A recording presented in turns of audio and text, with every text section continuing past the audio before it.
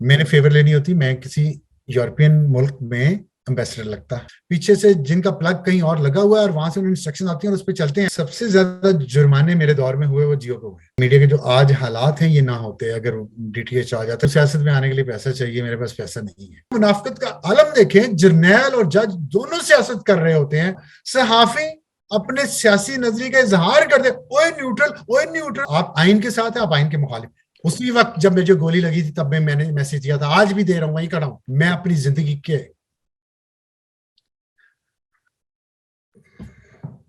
आखिरी सांस तक लड़ूंगा।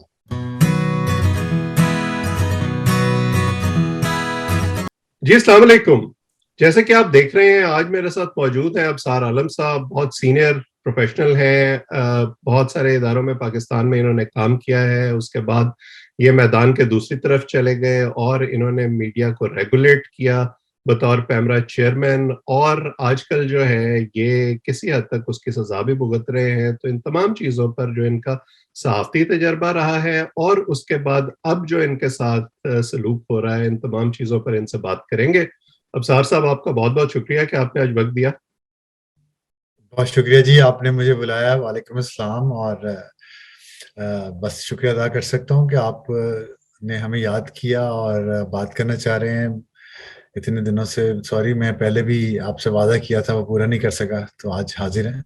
नहीं नहीं, बिल्कुल। ये तो खैर स्केजुलिंग इश्यूज तो हो जाते हैं कभी कभी। तो सबसे पहले शुरू कर लेते हैं। आपको पता है कि जर्नलिस्ट के लिए रीसेंसी जो है वो सबसे ज्यादा मैटर करती है। तो अभी एक रोज पहले आपने एक ट्वीट किया है जिसमें आपने ये तस्करा किया। मैं तो आपसे पूछना चाहता था, शुरू करना चाहता था, जो मेरे ज़हन में था कि आपका जो केस था, जो आप पर कातिलाना हमला हुआ था, उसका क्या हुआ।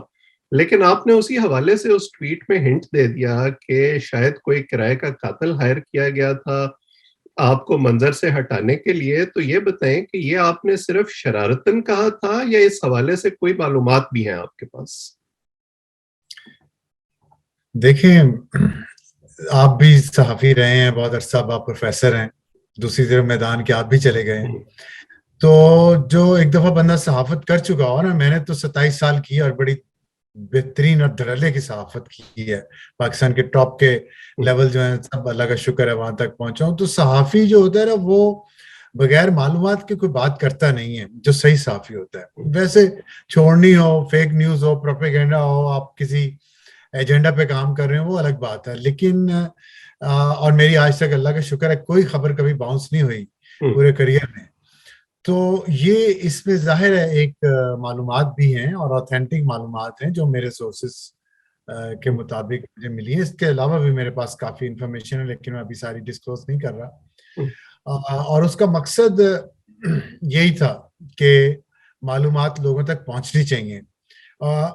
मेरा जो आपको उसमें शरारत नजर आई है, तो मेरा ख्याल है कि एक सहाफी जो होता है ना, सहाफी कहते हैं कि जी सहाफी अगर शरारत नहीं की तो वो सहाफी नहीं। बिल्कुल। सहाफी हमेशा कोई ना कोई शरारत जरूर करता है। और ये हमसे पंगा लेने वालों को ये बात याद रखनी चाहिए कि सहाफी और कॉकरोच जो है, वो जितने भी ये खत्म कर लें वो खत्म नहीं होते, कोई ना कोई बच ही जाएगा और फिर वो सब कुछ डिस्क्लोज भी कर देगा। तो यही कर सकते हैं ना हम, कोई टैंकों तोपों के साथ चढ़ाई तो नहीं कर सकते किसी पे। हम तो बोल सकते हैं, लिख सकते हैं। वो हम लिख रहे हैं, बोल भी रहे हैं और बाद में भी बोलेंगे। पहले भी बोलते रहे, हमसे बड़े, हमसे पहली जनरेशन्स भी बोलती रही हैं। तो मालूमात भी हैं इसमें और शरारत भी है। और उसमें एक लाइट तरीके से मैंने इसलिए किया कि मैं इसको कोई बहुत ज्यादा सीरियस इशू नहीं बनाना चाहता था। एक जाहिर है तकलीफ जो सूरत हाल है, और अहमद वकास गुराया के लिए भी, और अगर जाहिर है आपके लिए कोई कत्ल की साजिश कर रहा है बैठा हुआ कहीं पे, और वहां पे फिर वो प्लान करते हैं, फिर प्लान से पहले रेकी की जाती है, कितने बजे ये कहाँ जाता है, कहाँ आता है, फिर उसका फोन रिकॉर्ड सारा खंगाला जाता है, उसमें देखा जाता है, उसका पूरा राउटिंग देखी जाती है, लोकेशंस खंबे की देखी जाती है, किस किस खंबे से कितनी कितनी देर ये लिंक रहा है। तो ये सारी, और फिर एनालिसिस होता है पूरा इंफॉर्मेशन का, किसके साथ कितनी देर कहाँ पे किस वक्त रात के दिन के टाइम पे बात की है, और वो कौन है जिससे बात हो रही है, जिससे ज्यादा बात किससे हो रही है, कम बात किससे हो रही है। ये सारा एनालिसिस देखिए आप, इस पे पीछे कितना सिस्टम चल रहा हो। एक गोली जो मुझे लगी है उसके पीछे कितना सिस्टम, कितना नेटवर्क है माफिया का जो चल रहा होता है।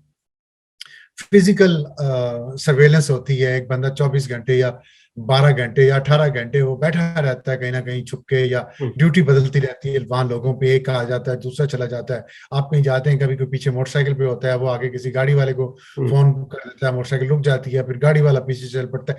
मतलब देयर सो मेनी थिंग्स, पूरा जैसे मैंने आपको बताया कि माफिया स्टाइल होता है, और फिर जाके ये नौबत आती है कि आप पे अटैक किया जाए। तो ये सारी चीजें हमें पता है, लेकिन ये कुदरत का असूल है शायद कि जब आप एक मौत के मुंह में से गुजर जाते हैं तो फिर मौत का खौफ नहीं रहता, फिर आपको ये बच्चों का खेल लगता है, और आप ऐसे बुज़दिल और घटिया दुश्मन के साथ जब आप लड़ रहे हो तो आपको उस पे हंसी आती है, तरस आता है कि ये अपने आप को फिरौन समझता है, लेकिन फिरौन खुदा नहीं बन सकता। खुदा अल्लाह ताला एक ही है, और फिरौन जितनी भी फिरौनियत की कोशिश करे वो आखिर में गर्क होता है। तो मेरा इस पर यकीन है, मेरा यकीन इतना मजबूत है कि मैं उसी यकीन की बुनियाद पे ये ट्वीट किया है, और मैं इसको इतना ही लाइटली ले रहा हूँ जितना आपको उसमें नजर आया। इसका ये मतलब नहीं है कि हम भूल गए या भूल जाएंगे, या अगर कभी कानून का हाथ उनकी गर्दन तक पहुंचा तो हम उस हाथ को नहीं पहुंचाएंगे, ऐसा नहीं है। लेकिन सिर्फ ये बात बस दिल से निकली है, और इसका जाहिर है इससे लोगों ने एक इसको काफी पसंद भी किया है, और लोगों को ये एहसास भी हुआ है कि इन बुज़दिलों से डरने की जरूरत नहीं है जो हमारे मुल्क में बैठ के हम पे हमले करने की कोशिश कर रहे हैं। हम तो गैरों से लड़ते हैं, ये तो अपने मुल्क के अंदर कोई छुपे हुए दुश्मन हैं जो बुज़दिल हैं, तभी छुपे हुए हैं ना, वरना तो सामने से अनाउंस करके आए हैं, नारा मार के आए। तो नारा मारने की तो इनमें हिम्मत है नहीं। तो इसी तरह छुप छुपा के चोरों की तरह, गुंडों की तरह, उठाई गिरों की तरह, नौसरबाजों की तरह, करप्शन में लुथड़े हुए लोगों की तरह ये इसी तरह की हरकतें कर सकते हैं। तो ठीक है, तो हमारा वतन है, हमारा मुल्क है, हमारा घर है, किसी के बाप का लेके नहीं खाते, ना किसी के बाप से हमने मांगा है कभी, ना मांगेंगे। अपना हमेशा हलाल का कमाया हलाल का खाएंगे, और टैक्स भी देते हैं। इस मुल्क के शहरी, इस मुल्क की रियासत, इस रियासत से हमारा एक एग्रीमेंट है, हम वो एग्रीमेंट पूरा कर रहे हैं। रियासत की अब जिम्मेदारी वो अपना एग्रीमेंट पूरा करे, नहीं करेगी तो हम चैलेंज करेंगे हर सतह पे, हर फोरम पे, हर कानूनी तरीका इस्तेमाल करेंगे रियासत को कि वो अपना फ्राइज पूरा करे। यही शायद वो सवाल करने वाले जो है जी, मैं कह रहा था कि यही वो सवाल और मुश्किल सवाल करने वाले जो हैं इसीलिए पसंद नहीं आते शायद हमारी रियासत को और रियासत के इदारों को। तो आपने जैसे कहा था कि आप इस हवाले से अभी ज्यादा चीजें डिस्क्लोज नहीं करना चाहते, तो मैं ये नहीं पूछूंगा कि उस कातिल को किसने हायर किया था, लेकिन क्या आप इस केस को अभी परसू कर रहे हैं? अगरचे जो तहकीकाती इदारों का ताउन है, खासतौर पर सहाफियों पर जो हमले हुए हैं उसके हवाले से, वो तो रोज़ा रोशन की तरह अयां है, लेकिन क्या आप अपने केस को परसू कर रहे हैं? बिल्कुल कर रहे हैं जी, और परसू इतना देखे ना, एक तो पुलिस इन्वेस्टिगेशन कर रही है, और दूसरा ये है कि नेशनल असेंबली की स्टैंडिंग कमेटी इंफॉर्मेशन पे जो है उसने ये केस टेकअप किया हुआ है।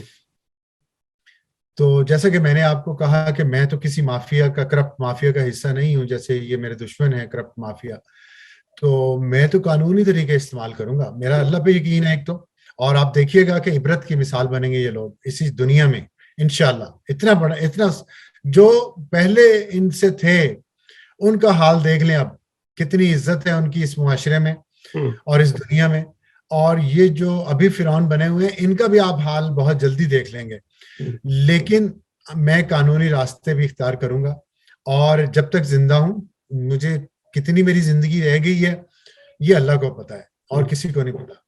जब तक जिंदा हूं मैं इस केस को परसू करूंगा, मैं सबूत इकट्ठे करूंगा, और मैं बगैर सबूत के नहीं बोलूंगा। मैंने आपको बताया मेरी आज तक कोई स्टोरी बाउंस नहीं हुई, तो ये मेरी अपनी स्टोरी है, मैं इंशाल्लाह इसको बाउंस नहीं होने दूंगा।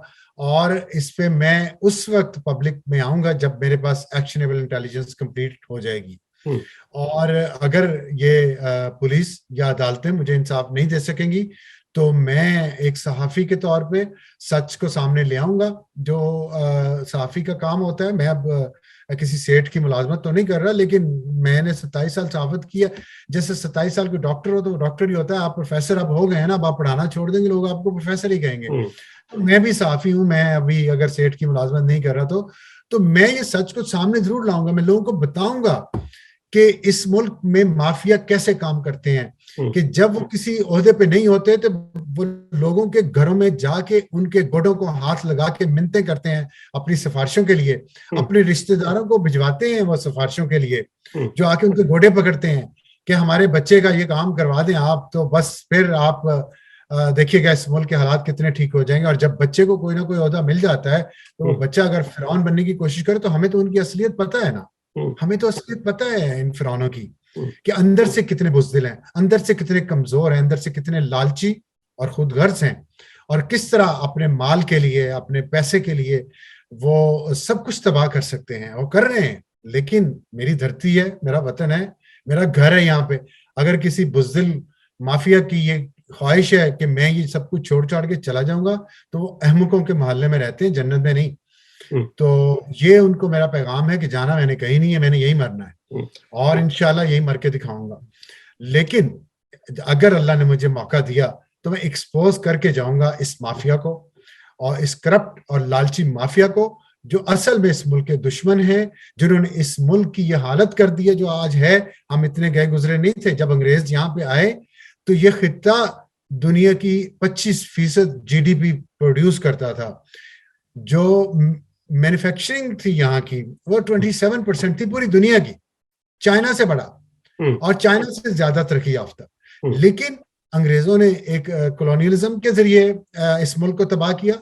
उसके बाद अंग्रेज गया तो जाते हुए अपने शतूंगड़े यहाँ पे छोड़ गया, और उन शतूंगड़ों ने इस मुल्क के अवाम की किस्मत पर डाका डाला और कभी इसको खड़ा नहीं होने दिया वापस। वो उन लुटेरों से जो अंग्रेज की बाकियात यहाँ रह गई हैं, उन बाकियात से इस मुल्क को छुड़वाना इंशाल्लाह हमारा फर्ज है, मजहबी फर्ज भी है, कौमी फर्ज भी है, और मेरा खानदानी फर्ज भी है। हमारे खानदान ने हमेशा इस सच के रास्ते पे चले हैं, कुर्बानियां भी दी हैं और आइंदा भी देंगे, इससे नहीं हम डरते। लेकिन इंशाल्लाह अगर जिंदगी रही, अल्लाह ने मौका दिया, तो मैं आपसे ये वादा करता हूँ कि मैं इन चीजों से न घबराऊंगा और ना ही मैं कभी अपनी ये फाइट छोड़ूंगा। और उसमें मैंने आपको बताया कि कानूनी तरीके से जो कुछ भी हो सका वो जरूर करूंगा। बिल्कुल, आपने बच्चे का इस्तारा इस्तेमाल किया तो मुझे मौलाना फजलुर रहमान याद आ गए। वो निक्का और निक्के के अब्बे की गुफ्तगू करते हैं, तो मेरा ख्याल है कि जो सुनने वाले हैं वो इससे जैसे अक्लमंद को इशारा काफी होता है, वो समझ गए होंगे। तो ये बताएं कि जब आप इसको परसू कर रहे हैं तो एक इल्जाम आप पर यह भी था कि आपने खुद अपने ऊपर हमला करवाया है ताकि मुल्क को बदनाम किया जा सके। तो फिर तो इन इदारों के पास बड़ा अच्छा मौका था कि वो आपको एक्सपोज करते और इसको मंतकी अंजाम तक पहुंचाते। तो आपके ख्याल में ऐसा क्यों नहीं किया उन्होंने? मेरा नहीं ख्याल कि किसी जिम्मेदार आदमी ने ये बात की है कि मैंने ऊपर खुद करवाया है। ये कुछ मस्खरे जो टीवी चैनल पे इन्होंने भांड बिठाए हुए हैं और जिनका काम इस मुल्क में इंतशार फैलाना है, उसमें से कुछ लोगों ने ये कहा था। किसी जिम्मेदार आदमी ने ये बात नहीं की कि मैंने मतलब ये वैसे भी अब आप खुद सोचे ना कि ये देखें, रजी दादा आपके दोस्त भी हैं, उन्होंने एक बात, ये मैं जो रजी दादा बात कह रहे हैं ना, ये आपके ज़हन में भी होगी, मेरे ज़हन में भी होगी, और लोगों के ज़हन में भी है, मेरे ज़हन में भी थी। लेकिन जिन अल्फाज से उन्होंने ये कहा है ना, वो उनके कॉपीराइट्स है। जब भी ये बात होगी तो उनको कोर्ट लाजमी किया जाना चाहिए। उन्होंने कहा था कि जब ये एक जुर्म खुद कर रहे होते हैं ना, जिस वक्त, उसी वक्त ये उसी जुर्म का इल्जाम दूसरों को लगा रहे होते हैं। बिल्कुल। तो ये फेक न्यूज इतनी यहाँ पे ये लोग देते हैं, खुद उसी फेक न्यूज में इतनी ये एक बात मज़ाक खेज करते हैं कि खुद, मतलब आपने फिल्मों में देखा होगा कि वो किसी क्रिमिनल ने अपने आप को जख्मी कर लिया दूसरे को कत्ल करके और कह दिया कि जी मैंने तो अपने डिफेंस में किया था। लेकिन ये इतना बोंगा इनका ये सारा, देखिए वो तो footage TV camera, CCTV cameras के, मेरे अपने कैमरे के नहीं, सीसीटीवी कैमरे के फुटेजेस से सब चीजें साबित हो गई। और फिर अभी तक अगर मैंने खुद मारा था तो कोई पिस्टल, कोई गोली, कोई सबूत, कोई सीसीटीवी कैमरे में आते ही नहीं ये चीजें। मैं पब्लिक पार्क में जाके, जहां और लोग भी मौजूद हैं, बहुत सारे लोग, दर्जनों लोग मौजूद हैं उस पार्क में, उन सबके सामने मैं जाके ये ड्रामा कर रहा हूँ। ये क्या वाकई इतने डफर्स हैं ये जो टीवी चैनल पे बैठे बोल रहे होते हैं? कि मैं कमरे में अपने बैठ के भी तो ये काम कर सकता था, अपने बेडरूम में बैठ के कहता जी कोई आया है बाहर से, वो मार के भाग गया, मैं ये कर सकता था ना। तो लेकिन मैं इसके लिए मैं पार्क में गया, लोगों के सामने, पब्लिक प्लेस पे, वहां जाके मैंने ये ड्रामा किया। मतलब ये इसका कोई तुक नहीं है। मैं इस पे, मेरा ख्याल है कि ज्यादा ना ही कहूँ तो बेहतर है। ऐसी फजूल और बेवकूफाना बात पे बंदा क्या जवाब दे सकता है? बिल्कुल सही। तो दूसरा जो एक और मामला चल रहा है अगर अगर किसी और वजह से हुआ, किसी और वजह से हुआ, मेरे सच बोलने की वजह से नहीं हुआ, तो ये रियासत की नाकामी है, रियासती अदारों की नाकामी है कि वो अभी तक पकड़ नहीं सके। अभी तक जियो फेंसिंग का रिजल्ट अभी तक नहीं कौमी असेंबली की कमेटी में पेश किया जा सका। मेरे ऊपर हमले से 2 महीने बाद हाफिज सईद पे हमला हुआ लाहौर में, उसी रात को जियो फेंसिंग के जरिए वो मुल्जमान पकड़े गए, उन पे मुकदमा चला, उन्हें पिछले हफ्ते सजा भी हो चुकी है। और मेरे केस में अभी तक जियो फेंसिंग मुकम्मल नहीं हुई। टीवी कैमरा से वो तस्वीरें शिनाख्त नहीं हो पाई हमारे नादरा के डेटा में। इससे ज्यादा और क्या मतलब कीना परवरी हो सकती है, मोहसिन कुशी हो सकती है इससे ज्यादा। हज़रत अली रज़ी अल्लाह तआला अन्हु का कौल है कि जिस पे एहसान करो उसके शर से डरो। तो उन शर पसंद अनासर को मैं ये कहना चाहता हूँ कि हमें पता है कि आप शर पसंद हैं और हम आपके शर से लेकिन डरते नहीं हैं, मोहतात हैं और मोहतात रहेंगे। आपका असल चेहरा हमें नजर आ चुका है और इस पे कभी कॉम्प्रोमाइज नहीं होगा, चाहे जितनी मर्जी डीलें हो जाएं। बिल्कुल सही। तो एक दूसरा मुकदमा जो चल रहा है आपके खिलाफ अदालत में, आपकी बतौर पैमरा चेयरमैन अपॉइंटमेंट का, और अब वो एक अदालती हुक्म आया है कि आप तनख्वाह अपनी वापस करें जो इतनी तमाम मुद्दत की बनती थी। अगरचे वो भी डिबेटेबल है कि इस मुल्क में पहले जो अपॉइंटमेंट्स हुई, जजों की अपनी अपॉइंटमेंट्स कालादम करार दी गई, लेकिन किसी से अभी तक तनख्वाह वापस नहीं ली गई। तो आप अब बतौर सहाफ़ी भी एक्टिव नहीं हैं, चेयरमैन पैमरा भी नहीं है, बस कभी कभार आप ट्वीट में, जैसे आपने कहा, शरारतें कर देते हैं। तो आप पर यह खसूसी नजर करम क्यों हो रहा है?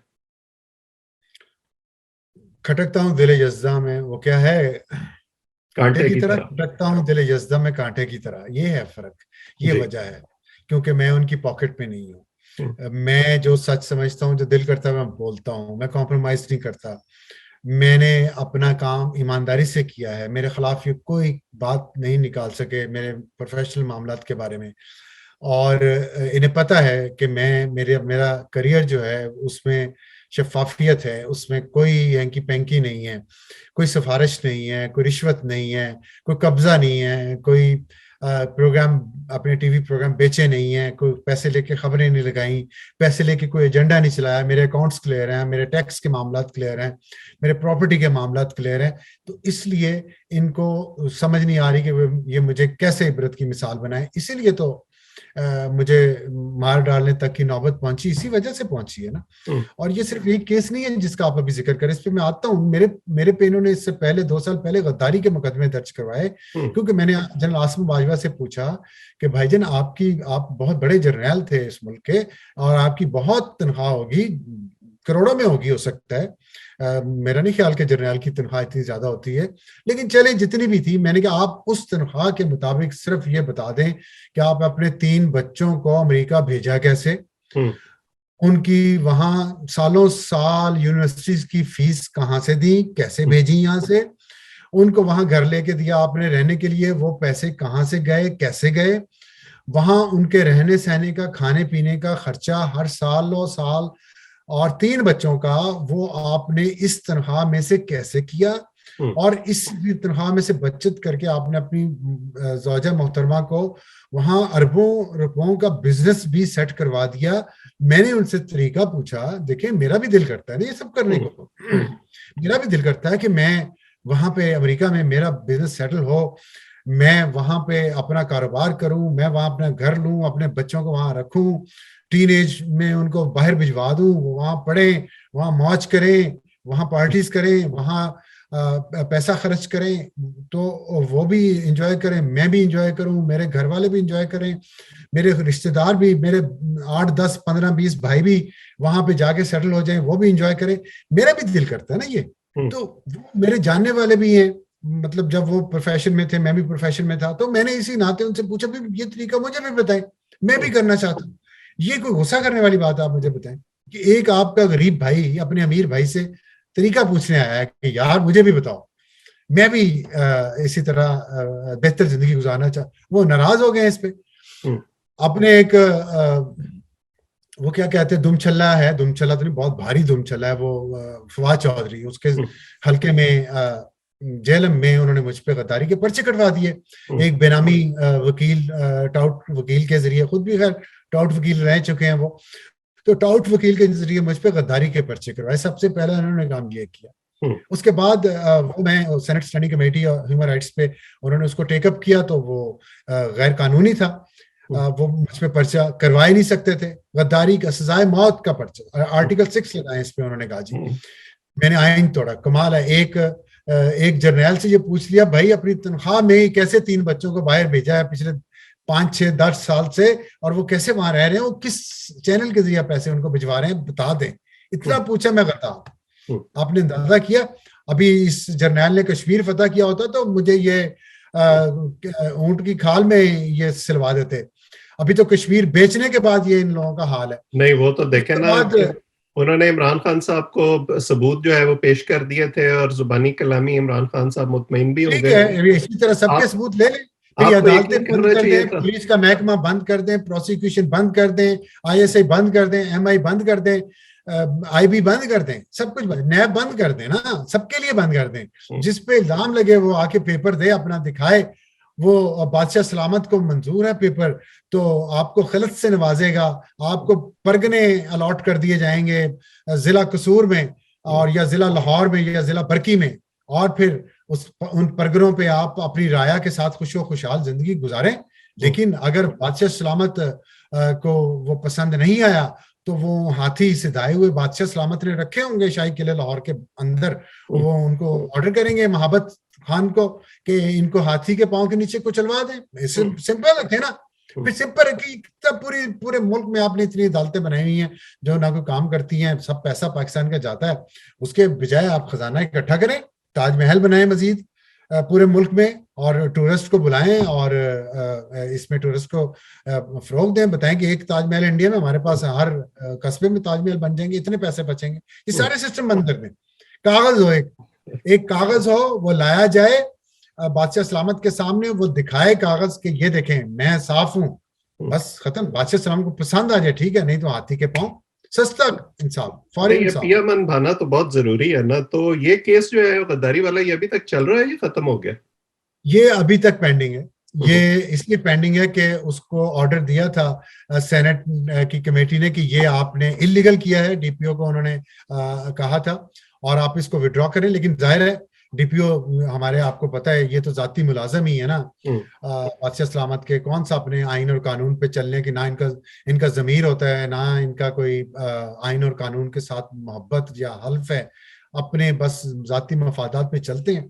तो इसलिए इन्होंने अभी तक वो नहीं किया। उसके बाद मुझ पे साइबर क्राइम एक्ट के तहत मुझ पे पर्चे दर्ज करवाए गए FIA में, जिसको हाई कोर्ट ने, जब इस्लामाबाद हाई कोर्ट में मैं गया अपील लेके, तो उन्होंने उसको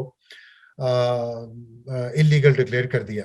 उस पे फिर FIA ने माफी मांगी कोर्ट में, और वो विड्रॉ किया केसेस मेरे खिलाफ। तो अल्लाह का शुक्र अदा करता हूँ बहुत आजिज़ी के साथ। अल्लाह ताला ने मेरी इज्जत रखी, और अल्लाह ताला ने इनको शिकस्त दी, इनकी बदनीयतों का फल इनको मिल गया। लेकिन जाहिर है उसके बाद असद तूर ने एक अपने व्लॉग में यह बात कही है कि उनकी किसी बड़े सीनियर किसी बंदे से बात हुई, तो उन्होंने कहा कि अगर अफसार FIA के केसेस खत्म ना करती हाई कोर्ट, और अफसार को गिरफ्तार कर लिया जाता, तो शायद उसको गोली ना मारी जाती। इससे जाहिर होता है कि गोली कहाँ से आई और किस तरह चली और कैसे चली। तो वो फिर उसके बाद गोली का नौबत आ गई। तो गोली के बाद भी अभी तक जब उनका नहीं हुआ, तो अभी ये तनख्वाह वाली बात जो है ना, ये अभी की है। ये गोली तो अप्रैल में मारी गई है ना, तो ये अभी इनको मजीद कोई किसी चीज ने तंग किया है। वज़रा को, उनका ग्रुप है, व्हाट्सएप ग्रुप, उन्होंने उसमें ये फैसला किया कि कुछ लोग जो हैं वो बहुत बोलते हैं, 2 लोगों की शायद बात हुई है, तो इनको हमने सॉर्ट आउट करना है। तो वो उसमें उन्होंने फिर ये एक लेटर, पैमरा हालांकि आज़ाद इदारा है, पैमरा इंफॉर्मेशन मिनिस्ट्री का लैपालिक नहीं है, वो उनका दुमछला नहीं है वजारत इत्तलात का, लेकिन पैमरा दबाव में आया और पैमरा ने भी गैर कानूनी, गैर आईनी काम किया है।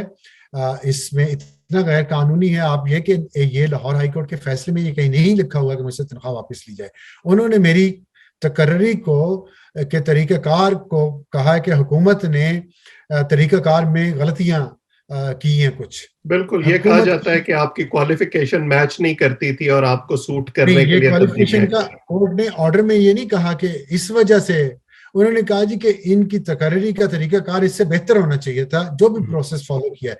और वो मिनिस्ट्री का, जो मिनिस्ट्री ने लिख के दिया है खुद उस वक्त अदालत में, उसने कहा हमने इससे बेहतर तरीका आज तक कभी पैमरा की तारीख में अडॉप्ट ही नहीं किया पैमरा चेयरमैन को लगाने के लिए, जितना स्ट्रिक्ट क्राइटेरिया हमने अबसार आलम की दफा हमने अप्लाई किया। लेकिन कोर्ट का ये ख्याल था, क्योंकि वो साकिब निसारी कोर्ट थी, साकिब निसारी कोर्ट का ख्याल था नहीं नहीं नहीं, इससे भी स्ट्रिक्ट तरीका कार इख्तियार होना चाहिए था। और उसका मैं आपको बताऊं, ये था कि एक पैनल था जो इंटरव्यू कर रहा था, उस पैनल में तमाम लोग बारी बारी मुझसे सवालात पूछ रहे थे। एक सवाल नंबर 1 फॉर एग्जांपल, और उस एक बंदे ने पूछा, दूसरे ने, तीसरे ने, चौथे ने, पांचवे ने, तो उन्होंने एक सवाल के नंबर मुझे 10 में से दिए 6, लेट्स सपोज। तो उस पे कोर्ट ने कहा कि वो जो पहला पैनलिस्ट था उसके नंबर अलग दिए हुए 6 किधर है, दूसरे के अलग किधर है, तीसरे के अलग किधर है, चौथे के अलग किधर है, पांचवें के अलग किधर है। फिर दूसरे सवाल के इसी तरह हर एक ने अलग अलग नंबर देने चाहिए थे। जी देखें, फैसला डिटेल में पढ़ेंगे तो आपको सब पता चलेगा। ये ऐसे ही एक चीज उठा के जी वो निकाल दिया, क्वालिफिकेशन नहीं थी। आप आइन अभी भी, ये मैं आपको बताता हूं, जो पैमरा की चेयरमैन की अपॉइंटमेंट का पार्लियामेंट के एक्ट है, मैं पार्लियामेंट के एक्ट की बात कर रहा हूँ, अपना कुछ जाती वो नहीं बात कर रहा। इसका सेक्शन 2 है, ये देखें, ये आपको नजर आ रहा है जी, Pakistan electronic media regulatory authority ordinance 2002 और act of parliament amended in 2007। इसका सेक्शन 2 है, मैं आपको दिखाता भी। The chairman of the authority shall be an eminent professional of non integrity. ये पहली क्वालिफिकेशन है, eminent professional of non integrity and competence, having substantial experience. ये अब आप क्वालिफिकेशन देख लिया आपने? बिल्कुल, मैं दोबारा बता देता हूं। N eminent professional of non integrity and competence, having substantial experience. किस चीज का एक्सपीरियंस? इन मीडिया, सबसे पहले है इन मीडिया, बिल्कुल सही। दूसरे नंबर पे है बिजनेस, तीसरे नंबर पे है मैनेजमेंट, चौथे नंबर पे है फाइनेंस, पांचवें नंबर पे है इकोनॉमिक्स, छठे नंबर पे है लॉ। तो एक सीनियर प्रोफेशनल, बेहतरीन जो पेशावर जिसकी सलाहियत हो बंदे की और उसकी इंटेग्रिटी यानी कि उसकी ईमानदारी या उसकी सलाहियत और उसकी महारत जो है अपने प्रोफेशन में वो नॉन हो, जो कि थी। मैं एडिटर रह चुका था अखबारों का, मैं ब्यूरो चीफ जियो न्यूज का इस्लामाबाद ब्यूरो का रह चुका था, 2 ब्यूरोज में इस्लामाबाद में जियो के चला रहा था, इंग्लिश का भी उर्दू का भी। फिर मैंने न्यूज अखबार में मैं रह चुका था, उसके लिए भी साथ लिख रहा था, जंग में लिख रहा था। फिर उसके बाद मैंने दुनिया न्यूज का डायरेक्टर न्यूज था, फिर मैंने आज टीवी के साथ प्रोग्राम किया 7 साल as an anchor person prime time में।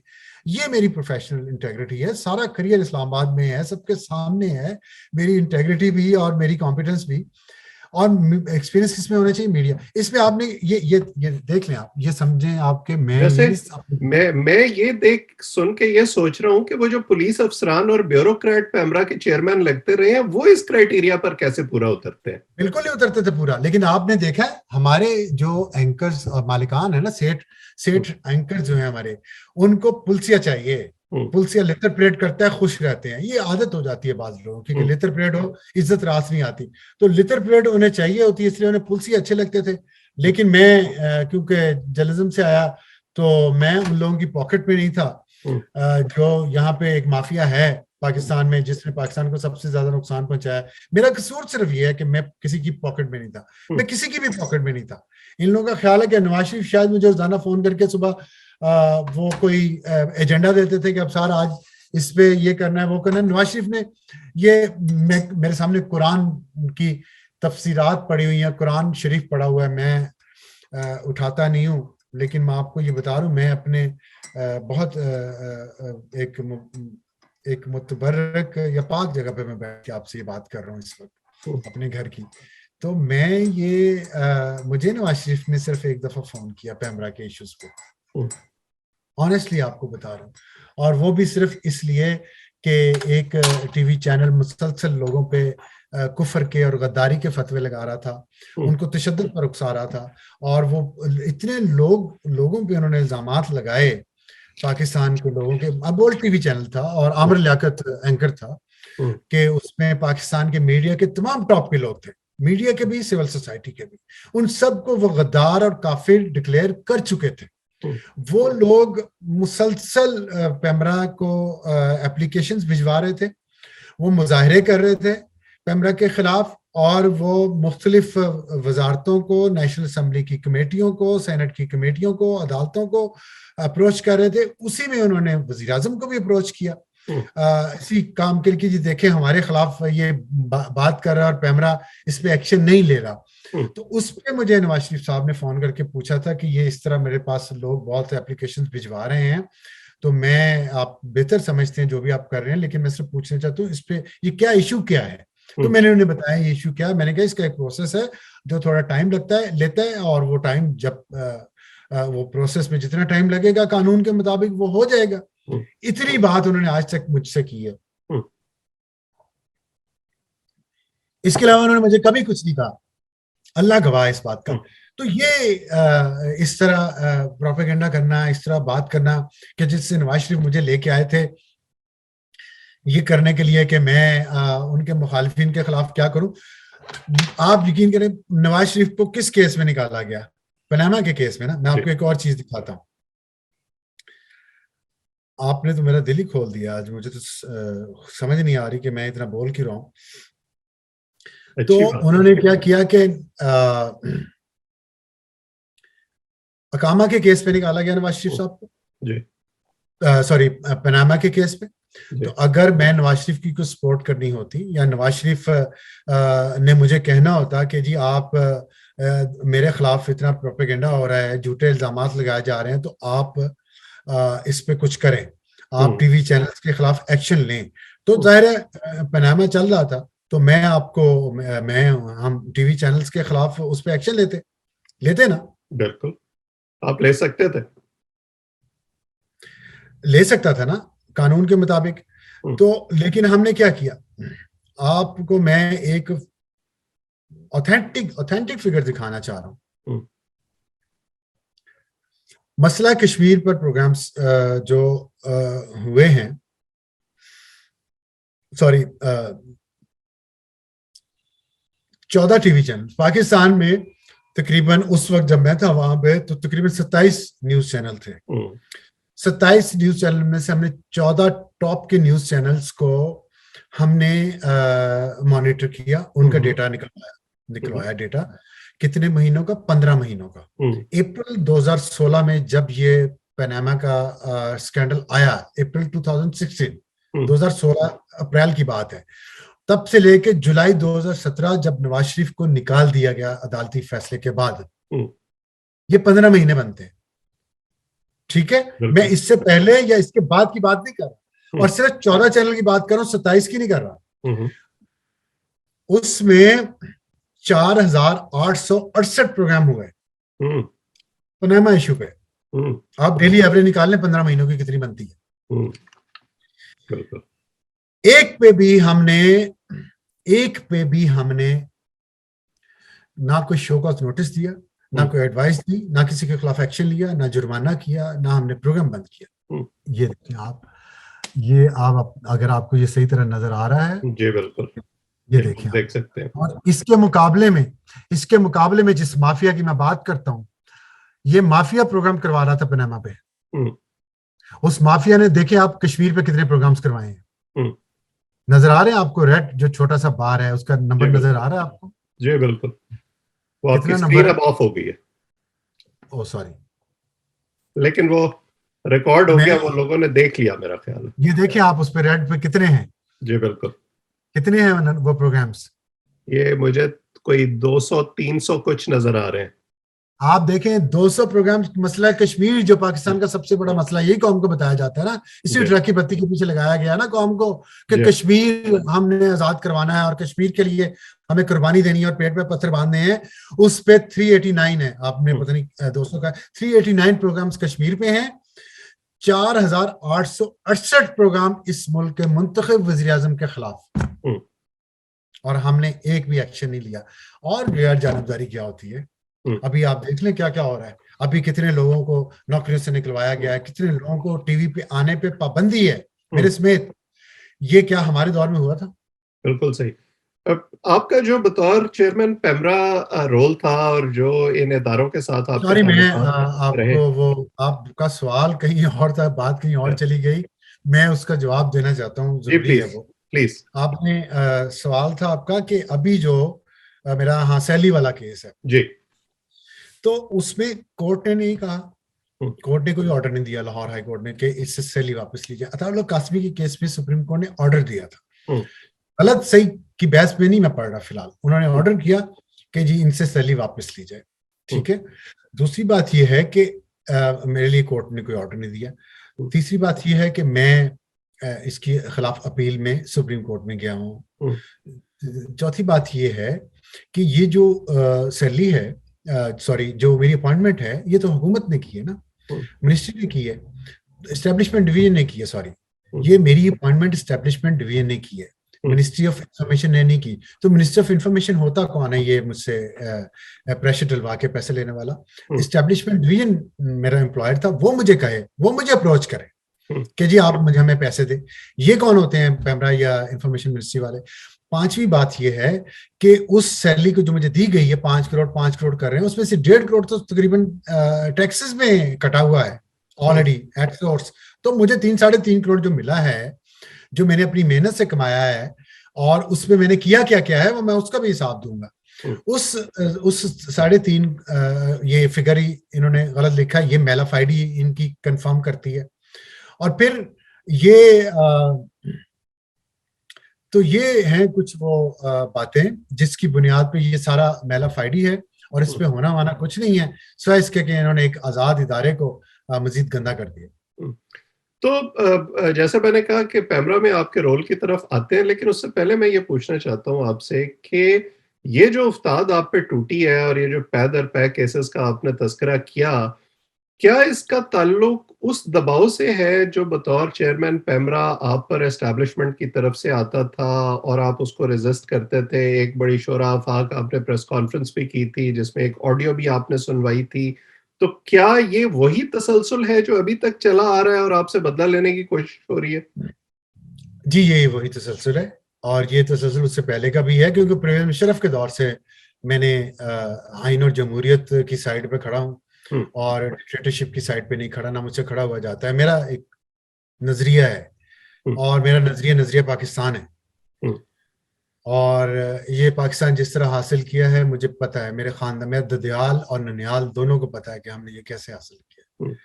ये किसी जज या जर्नैल या किसी सोने के स्मगलर टीवी चैनल के मालिक ने नहीं ये मुल्क बनाया, ये अवाम ने बनाया, एक सियासी और जमहूरी अमल के जरिए बनाया। उसमें हमारे इस धरती के बरे सगीर के करोड़ों खानदानों ने, जिसमें मेरा खानदान भी शामिल है, अल्हम्दुलिल्लाह, उन्होंने कुर्बानियां दी, जानी माली, सब कुछ अपने 1000 साल 1500 साल का रैन बसेरा वहां छोड़ा, कब्रें छोड़ी, दरख्त लगाए हुए छोड़े, हंसते बसते घर छोड़े, खलियान छोड़े, एक नजरिए की खातिर सिर्फ दरिया रावी पार करके इस किनारे पे आना था, उस किनारे पे नहीं रहना था। इतना ही फर्क था ना।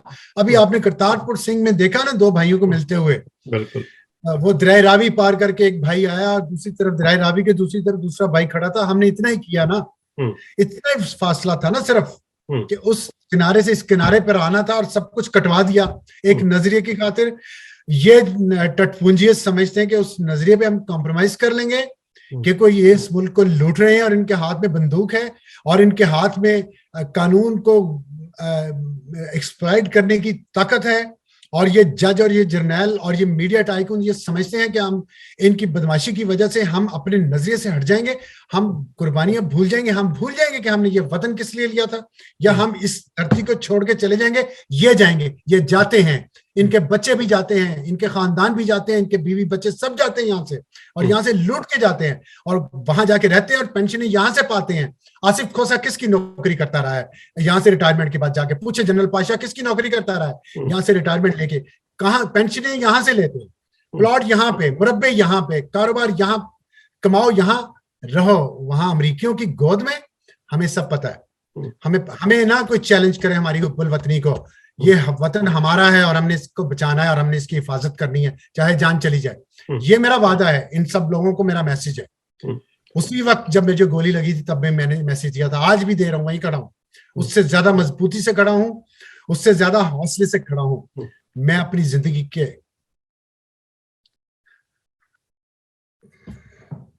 आखिरी सांस तक लड़ूंगा इस मुल्क के लिए, और कानूनी तरीकों से लड़ूंगा, नाजायज तरीकों से नहीं। इस मुल्क का खा के इस मुल्क के खिलाफ अमरीकियों को अड्डे नहीं दूंगा, इस मुल्क का खा के अमरीकियों को पाकिस्तानी नहीं बेचूंगा। ये मेरा वादा है। इस मुल्क का खा के यहां से रिटायरमेंट लेके, यहां से पेंशन लेके कहीं और नहीं भाग जाऊंगा, यही मरूंगा, यही कब्र बनेगी मेरी, मेरे माँ बाप की जहाँ पे कब्रें हैं, या मेरे दादा दादी की कब्रें हैं। ये मैं आपको बता दूं, रावी पार करके इधर आ गए, अब यहां से कहीं नहीं जाएंगे हम, ये हम आपको बता दें।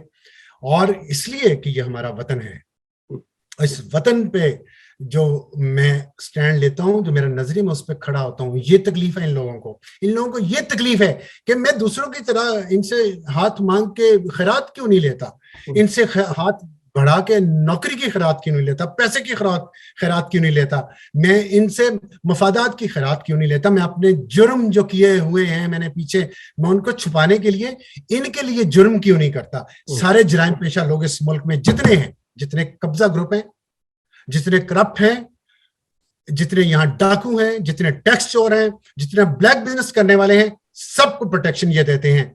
इसलिए देते हैं कि ये उनसे अपने गंदे काम करवाते हैं। जज देख लें, जर्नैल देख लें, मीडिया टाइकून्स देख लें।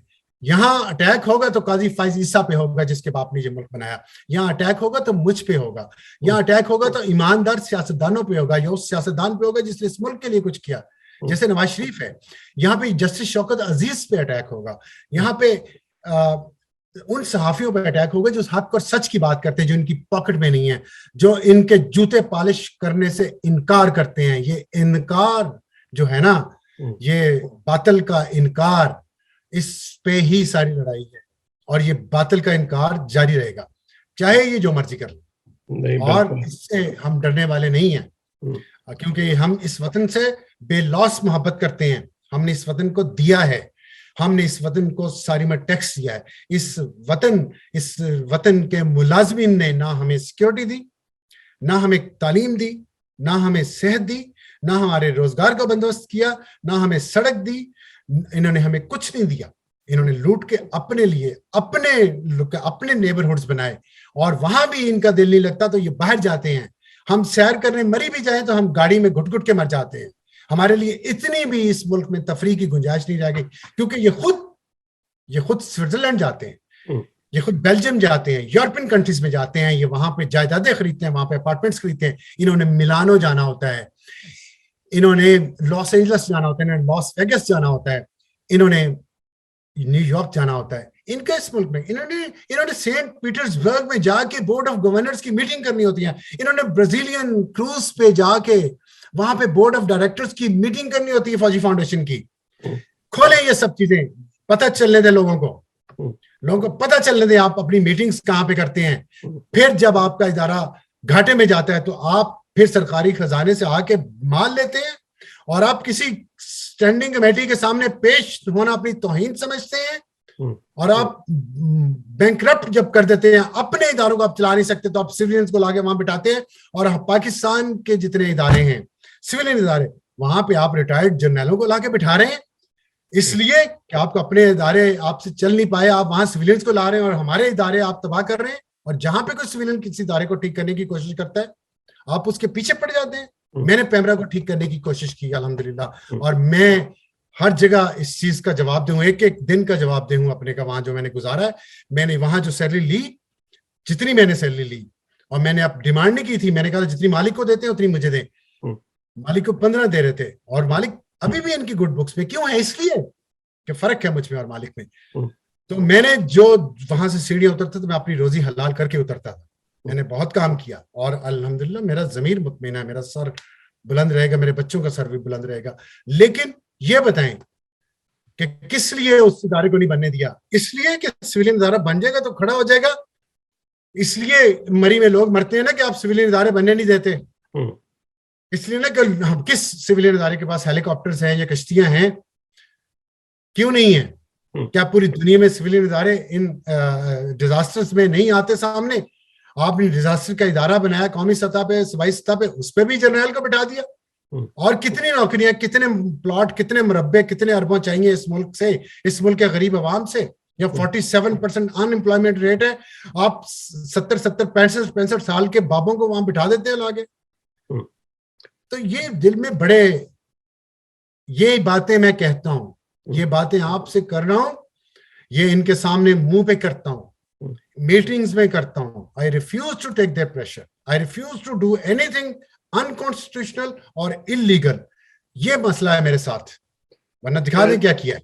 शायद डेस्परेशन की वजह भी यही है कि वो बातें जो पहले कोनों खुदरों में होती थी अब इस तरह खुलेआम होनी शुरू हो गई हैं। ये बात नहीं है, ये डेस्परेशन नहीं है, ये हमारा हक है, हम मालिक हैं। मैं दूसरे फरीक की डेस्परेशन की बात कर रहा हूँ। ये हम इन्हें समझाते, ये भी मैं इन्हें बातें मुंह पे कह चुका हूं कि आप मुहज्जब तरीके से समझें। दुनिया बदल गई है, पाकिस्तान बदल गया, लोग बदल गए, लोग खुशहाली चाहते हैं, लोग अमन चाहते हैं, लोग इज्जत चाहते हैं, लोग अपने वतन में इज्जत से रहना चाहते हैं, एक एहसास तहफ्फुज़ के साथ रहना चाहते हैं। आप उन्हें दीवार से लगाए जा रहे हैं, आप उन्हें दीवार से लगाए जा रहे हैं। वो चीफ एग्जीक्यूटिव एक न्यूक्लियर स्टेट के बन रहे हुए हैं, 22 करोड़ की आबादी, यहाँ डफर ला रहे हैं 22 करोड़। मतलब कोई लिमिट है इस जुल्म की और इस लूट मार की, कोई लिमिट है यार, कोई लिमिट होनी चाहिए। ये क्या चाहते हैं कि लोग यहाँ सड़कों पे निकल के आगे लगाना शुरू कर दे? तो वो वक्त दूर नहीं है, फिर नहीं समझे ना समझोगे तो मिट जाओगे, तुम्हारी दास्तान तक भी ना होगी दास्तानों में। ये कोई आप अनोखे नहीं है ना, आप अलेक्जेंडर द ग्रेट हैं कि आपने पूरी दुनिया फतह की हुई है और आप जो मर्जी कर लें और कोई पूछे नहीं आपको। बिल्कुल। तो मुझे आप ये बताएं, आप वक्तन फवक्तन तस्करा तो करते रहे हैं जिस किस्म का दबाव आप पर आता रहा है बतौर चेयरमैन पैमरा, तो मैं ये जानना चाहता हूं, अब अगर आज आप खुल के गुफ्तगू कर ही रहे हैं कि किस किस्म का दबाव आता था, किस किस की तरफ से आता था, और आखिर कैसी ऐसी क्या डिमांड्स थी जिनको आप पूरा नहीं कर पाए तो उसके नतीजे में आप अभी तक भुगत रहे हैं? देखिए, मैं फिलोसॉफिकल लेवल पे आपसे बात कर रहा हूँ इस वक्त, और मैं उसी पे करूंगा। मेरे लिए इंडिविजुअल्स मैटर नहीं करते, क्योंकि इन इंडिविजुअल्स की असल औकात मुझे पता है। और कुछ सालों बाद जब ये पेंशनें ले रहे होंगे, आप लोगों को भी इनकी औकात का पता चल जाएगा। बात ये नहीं है, बात ये है कि एक मुल्क है और उसका एक निजाम है, उस निजाम पे कब्जा है। उस कब्जे को स्ट्रेंथन करने के लिए, उस कब्जे को बरकरार रखने के लिए जो अंग्रेज की बाकियात हैं, जो अंग्रेज के वफादार हैं, वो इस मुल्क में 2 इदारों को इस्तेमाल करते हैं, जुडिशरी एंड मीडिया। जजेस वही ऊपर आते हैं ज्यादातर जो कॉम्प्रोमाइज होते हैं, ज्यादातर की मैंने बात की है। मीडिया में वही मीडिया हाउसेस या एंकर्स या जर्नलिस्ट सर्वाइव करते हैं जो कॉम्प्रोमाइज्ड है या जो उनकी लाइन पे चलना चाहते हैं। पैमरा एक ऐसा इदारा है जो पाकिस्तान के टीवी चैनल्स को रेगुलेट करता है। पैमरा का रोल बहुत अहम है इस लूट मार के निजाम में। लूट मार करो और बैरून मुल्क अपने बच्चों को सेटल करो, ये है मकसद जिंदगी का इन छोटे लोगों का। इन छोटे लोगों का मकसद कश्मीर फतह करना, पाकिस्तान को दुनिया में इज्जत दिलवाना, अपने हमसायों के साथ अच्छे ताल्लुकात बनाकर इसको एक खुशहाल मुल्क बनाना, एक ऐसा खुशहाली का जजीरा जहां पे दूसरे मुल्कों से लोग आने की तमन्ना करें, ये मकसद नहीं है। आप जितना जल्दी इसको समझेंगे उतना जल्दी हम इस अजाब से छुटकारा हासिल कर सकेंगे। इनकी जिंदगी का, चंद लोगों की जिंदगी का मकसद अपने बच्चों को बाहर सेटल करवाना अच्छे तरीके से और खुद पोस्ट रिटायरमेंट बेनिफिट लेके सुकून से यश की जिंदगी गुजारना, ये मकसद है। और फिर जो कुछ वो गंद करके जाएं, चले जाएं, तो जो अगला आए, ऐसी आपने लाइन बना के जानी है कि जो अगला आए वो उनके खिलाफ कोई केस न चलने दे, उनके करतूतों पे पर्दा पड़ा रहने दिया जाए। इसके लिए आपको आपके बाद आने वाला चेयरमैन या इदारे का सरबराह या चीफ जस्टिस ऐसा होना चाहिए, वन आफ्टर द अदर, जो आपके गंदे करतूतों को पर पर्दा पड़ा रहने दे। ये मकसद है इस पूरी गेम का। उसमें सबसे जो पहला और गलीज तरीन हथियार है वो मीडिया है। उसको सबसे आगे किया जाता है। उसके जरिए जहर लोगों के जहनों में, मासूम लोगों के जहनों में उतारा जाता है। बाकायदा प्लानिंग के तहत बैठ के मीटिंग्स होती हैं, डिसीजन होते हैं, असाइनमेंट्स दी जाती हैं, लोगों को टास्क दिए जाते हैं, लिखा जाता है किसने किस पे लॉन्च होना है, किसने किस पे लॉन्च होना है, किसको आज क्या एडवाइस जानी है, किसको आज क्या डायरेक्टिव जाना है, प्रोग्राम का, टिकट्स का, खबर का, टॉपिक का, गेस्ट का, हर चीज का। उस वजह से अपने एजेंट हर जगह दाखिल किए जाते हैं, मीडिया के एंकर्स के तौर पे, एनालिस्ट के तौर पे, डेस्क पे, रिपोर्टिंग में, कैमरामैन, एनालिस्ट, और फिर जुडिशरी में, फिर ब्यूरोक्रेसी में, फिर बिजनेसेस में, इंडस्ट्री में, पॉलिटिकल पार्टीज में, हर जगह अपने एजेंट घुसाए जाते हैं। उन एजेंटों को बारी बारी मीडिया के जरिए प्रमोट किया जाता है। उस पे कभी एक कानून तो है ना लिखा हुआ, चाहे उस पर अमल होता है कि नहीं होता, उस कानून पे जो अमल दरामद करवाएगा वो जस्टिस शौकत अजीज सिद्दीकी हो, वो जस्टिस काजी फाइज ईसा हो, वो अबसार आलम हो, उनको इबरत की मिसाल बना दीजिए, उनको निकाल दिया जाएगा। जस्टिस शौकत अजीज को निकाल दिया, मुझे निकाल दिया, कब्जा हो गया ना इनका, पैमरा पे भी कब्जा हो गया, हाई कोर्ट पे भी हो गया। अब काजी फाइज ईसा इनके दिल में खटक रहा है, अभी तक खटक रहा है। क्यों? क्योंकि वो भी कानून पे अमलदारी यकीनी बनाएगा। वो इस गेम को समझते हैं और उनको पता है कि इस मुल्क में लूटमार चल रही है, और ये लूटमार का निजाम इन्होंने अपने और अपने बच्चों के लिए सिर्फ बनाया हुआ है। ये कश्मीर के लिए नहीं है, ये पाकिस्तान को खुशहाल बनाने के लिए नहीं है, ये पाकिस्तान को मजबूत बनाने के लिए नहीं है, ये पाकिस्तान को एक ऐसा खित्ता जजीरा बनाने के लिए नहीं है जहां पे लोग आने की तमन्ना करें। इसीलिए ये खुद जब प्राइवेटली मिलते हैं, लोग कहते हैं तुम कर क्या रहे हो यहाँ पे, बाहर चले जाओ। ये हुब्बुल वतनी की वो तो अभी जो ताजा पेंडोरा लीक्स आई थी उसमें लोगों ने देख ही लिया कि सियासतदानों पे जो इल्जाम लगते थे वो अब ये 27-28 जर्नल निकल आए हैं उसमें जिन्होंने खुद बाहर जायदादें बनाई हुई है। आप मुझे बताएं कि अगर पाकिस्तान के किसी जर्नलिस्ट का या किसी जज का या किसी सियासतदान का शराब पीते हुए इंडियन रॉ चीफ के साथ तस्वीरें होती, आप मुझे सिर्फ इमेजिन करें इस चीज को कुछ सेकंड्स के लिए और बताएं क्या होता। तूफान ये AR में क्या करता, ये बोल टीवी क्या करता, लग रहे होते, उसको फांसी की डिमांड हो रही होती। तो बस यही मैं बता रहा हूँ ना, ये डुअलिटी। आप हम क्या यहाँ पे क्या गधे रहते हैं इस मुल्क में? कि आप कहेंगे नहीं नहीं उस पर नहीं बात करनी, हाँ अबसार का तो ये बाल भी यहाँ से थोड़ा निकला हुआ बाहर, इसका तो हम नहीं छोड़ेंगे। और वो रॉ चीफ के साथ मीटिंग्स कर रहा है, आपके डीजीआई से रॉ चीफ के साथ लंदन में और दुबई में खुफिया मुलाकातें कर रहे हैं। किस लिए, किस एजेंडे पे?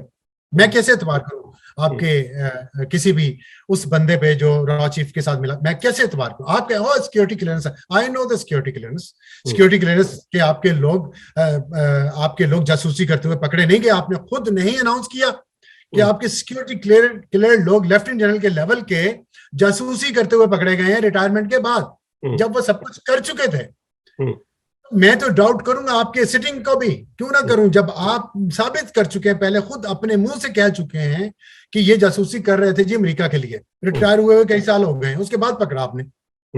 तो मैं जो मौजूदा है मैं उस पर शक क्यों ना करूं? आप मेरे पे शक सिर्फ इसलिए करते हैं कि मैंने डिप्लोमेटिक ऑनक्लेव के बाहर से गाड़ी पे गुजरा, या मैं अंदर चला गया फिर बाहर आया, तो किससे मिलने गए थे, क्यों गए थे, कैसे गए थे, क्या है आप दिखाएं, ये निकला वो निकला। तो मेरे पे तो इतनी तफ्तीश क्यों?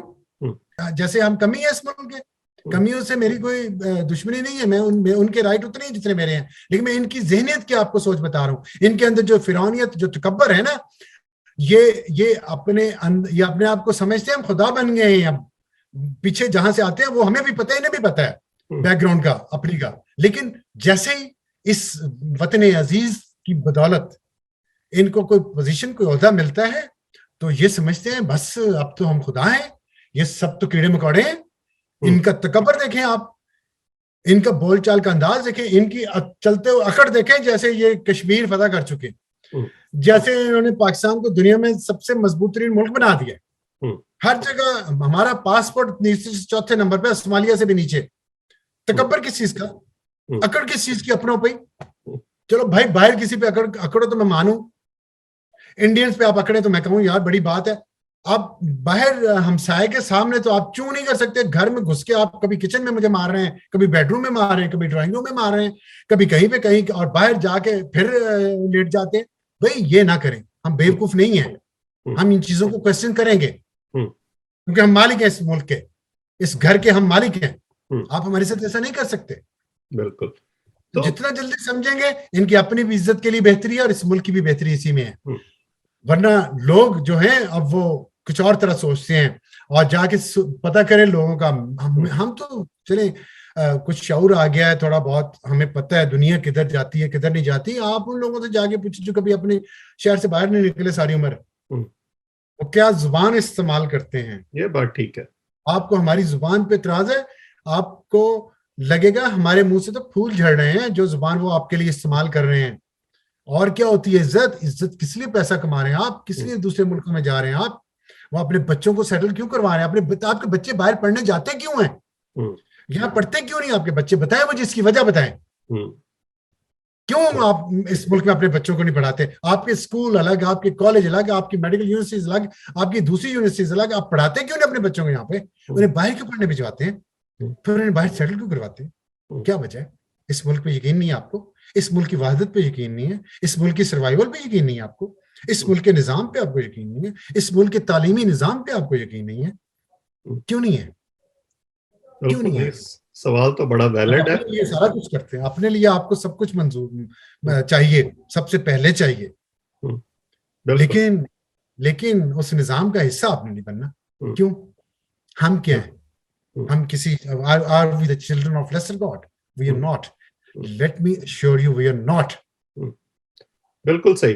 तो मुझे ये बताएं कि, और ये वो सवाल है जो मैं हमेशा से आपसे पूछना चाहता हूं कि आपके कैलिबर का सहाफ़ी, आप इतनी पेडिग्री जिसकी हो, इतना एक्सपीरियंस हो, और ये भी नॉन फैक्ट है कि आप ये सरकारी नौकरी कबूल करने से पहले इस तनख्वाह से ज्यादा पैसे कमा रहे थे, तो क्यों आपने फिर ये सरकारी ओहदा कबूल करना मुनासिब समझा, और उसके नतीजे में आपकी पूरी क्रेडिबिलिटी जो है वो दांव पे लग गई, और अब तक आप जो है वो उसका फॉलो आउट भुगत रहे हैं? देखिए, ये बहुत आसान सवाल है, इसका कोई इतना मुश्किल नहीं है। बेसिकली ये सब प्रोपेगेंडा की वजह से ये बातें लोगों के जहन में डाली जा रही हैं। सहाफ़ी कोई पैगंबर नहीं होता, सहाफ़ी बड़ा एक आम सा इंसान होता है, और मेरा ख्याल है कि एवरेज इंसान आप समझ लें, ये डॉक्टर या इंजीनियर्स या साइंटिस्ट से कुछ ज़्यादा बेहतर आईक्यू का नहीं होता, मैं ये बात तस्लीम करता हूँ। मैं खामखा कहूँ जी हम बड़े, कुछ भी नहीं है, ऐसे ही बकवास है सारी। और दूसरी बात यह है कि सहाफत क्या कोई माफिया है? कि आप एक माफिया में एंटर हो गए हैं, अब आप निकल ही नहीं सकते माफिया से, माफिया आपको मार डालेगा क्योंकि आप माफिया का हिस्सा नहीं रहे। ये चीज, सहाफत एक प्रोफेशन है, ठीक है। आपने भी सहाफत छोड़ के टीचिंग शुरू कर दी है, तो क्या आप गद्दार हो गए? ये जर्नैल और कर्नल और मेजर ये भी सहाफत में आ चुके हैं फौज छोड़, तो क्या वो नहीं है, उनका हक नहीं है? आइन का आर्टिकल 19 सॉरी आइन का आर्टिकल 18 इजाजत देता है, 19 है आजादी ज़ाहिर राय, उससे पहला आर्टिकल बुनियादी हकूक का जो है ना, वो ये है कि मैं कुछ भी प्रोफेशन अडॉप्ट कर सकता हूँ। तो कानूनी और आईनी तौर पे ये मेरा हक है। मैं एक चीज छोड़ूं, दूसरी चीज आऊं। अब आ गई अखलाकी बात, ठीक है, अखलाकी बात कर रहे हैं ना अब कानूनी और आईनी बात नहीं कर रहा, अब अखलाकी बात कर कि सहाफत की वजह से मेरे ताल्लुकात हैं सियासतदानों से, जिसमें इमरान खान भी हैं, नवाज शरीफ भी हैं, बेनजीर भुट्टो भी थी, आसिफ जरदारी भी हैं, मौलाना फजल रहमान भी, मेरे सबसे, असफर यार वली सबसे है मेरे ताल्लुकात। और ये सहाफ़ी का एक एजाज होता है कि उसकी एक्सेस होती है उन लोगों तक जिनसे उसने खबरें लेनी होती है। इवन परवेज मुशर्रफ, उसके बाद कियानी और राहील शरीफ से नहीं मेरा कोई इतना ताल्लुक था, तो वो हर एक किससे होती है, आपकी जान पहचान भी होती है, बातचीत भी होती है, सोर्सेज भी होते हैं। तो ये कोई वो नहीं, हाँ उसको मैंने इस्तेमाल किया, ये अखलाकी इसका पहलू है एक, कि मैंने उससे दोस्ती इस्तेमाल की। मैंने कहा जी मुझे, आप मेरे दोस्त हैं तो अब दोस्ती है, तो अब आप मुझे ना पैमरा चेयरमैन लगवा, ये इल्जाम लगता है, ठीक है ना, यही बात है ना। अब मुझे बताएं कि अगर इसका मतलब मैंने फेवर ली अपने ताल्लुकात की बुनियाद, तो मुझे ये बताएं कि मैं बेवकूफ हूँ, मैं फेवर लेता उनसे तो कोई अच्छी फेवर लेता ना, या मुझे पता ही नहीं है, मैं बेरोजगार फिर रहा था बाहर, लूर लूर, पैसा जेब में नहीं था, ना रहने को घर था, ना सवारी के लिए गाड़ी थी, और मुझे उन्होंने कहा जो कुछ भी मुझे मिला, उन्होंने जो भी कहा मैंने कहा हाँ दे दे मुझे जी, मैं तो बड़ा ही डेस्परेट हूँ और मुझे ये बस 2 जॉब्स मैं कर रहा था, खुशहाल था, पुरसुकून था, सर्च लाइट के अंडर नहीं था, एक प्राइवेसी थी, सारी अपनी लाइफ जितनी जिस तरह चाहता गुजार रहा था। मैंने फेवर लेनी होती, मैं किसी यूरोपियन मुल्क में एम्बेसडर लगता नवाज शरीफ के साथ, या किसी ऐसी जगह में सेनेटर बन जाता। मैं कहता हूँ 2-4 कमेटी में डाले, मेरे पैसे ही बनेंगे, खामोशी से आराम से आऊंगा जाऊंगा काम करूंगा, खत्म बात।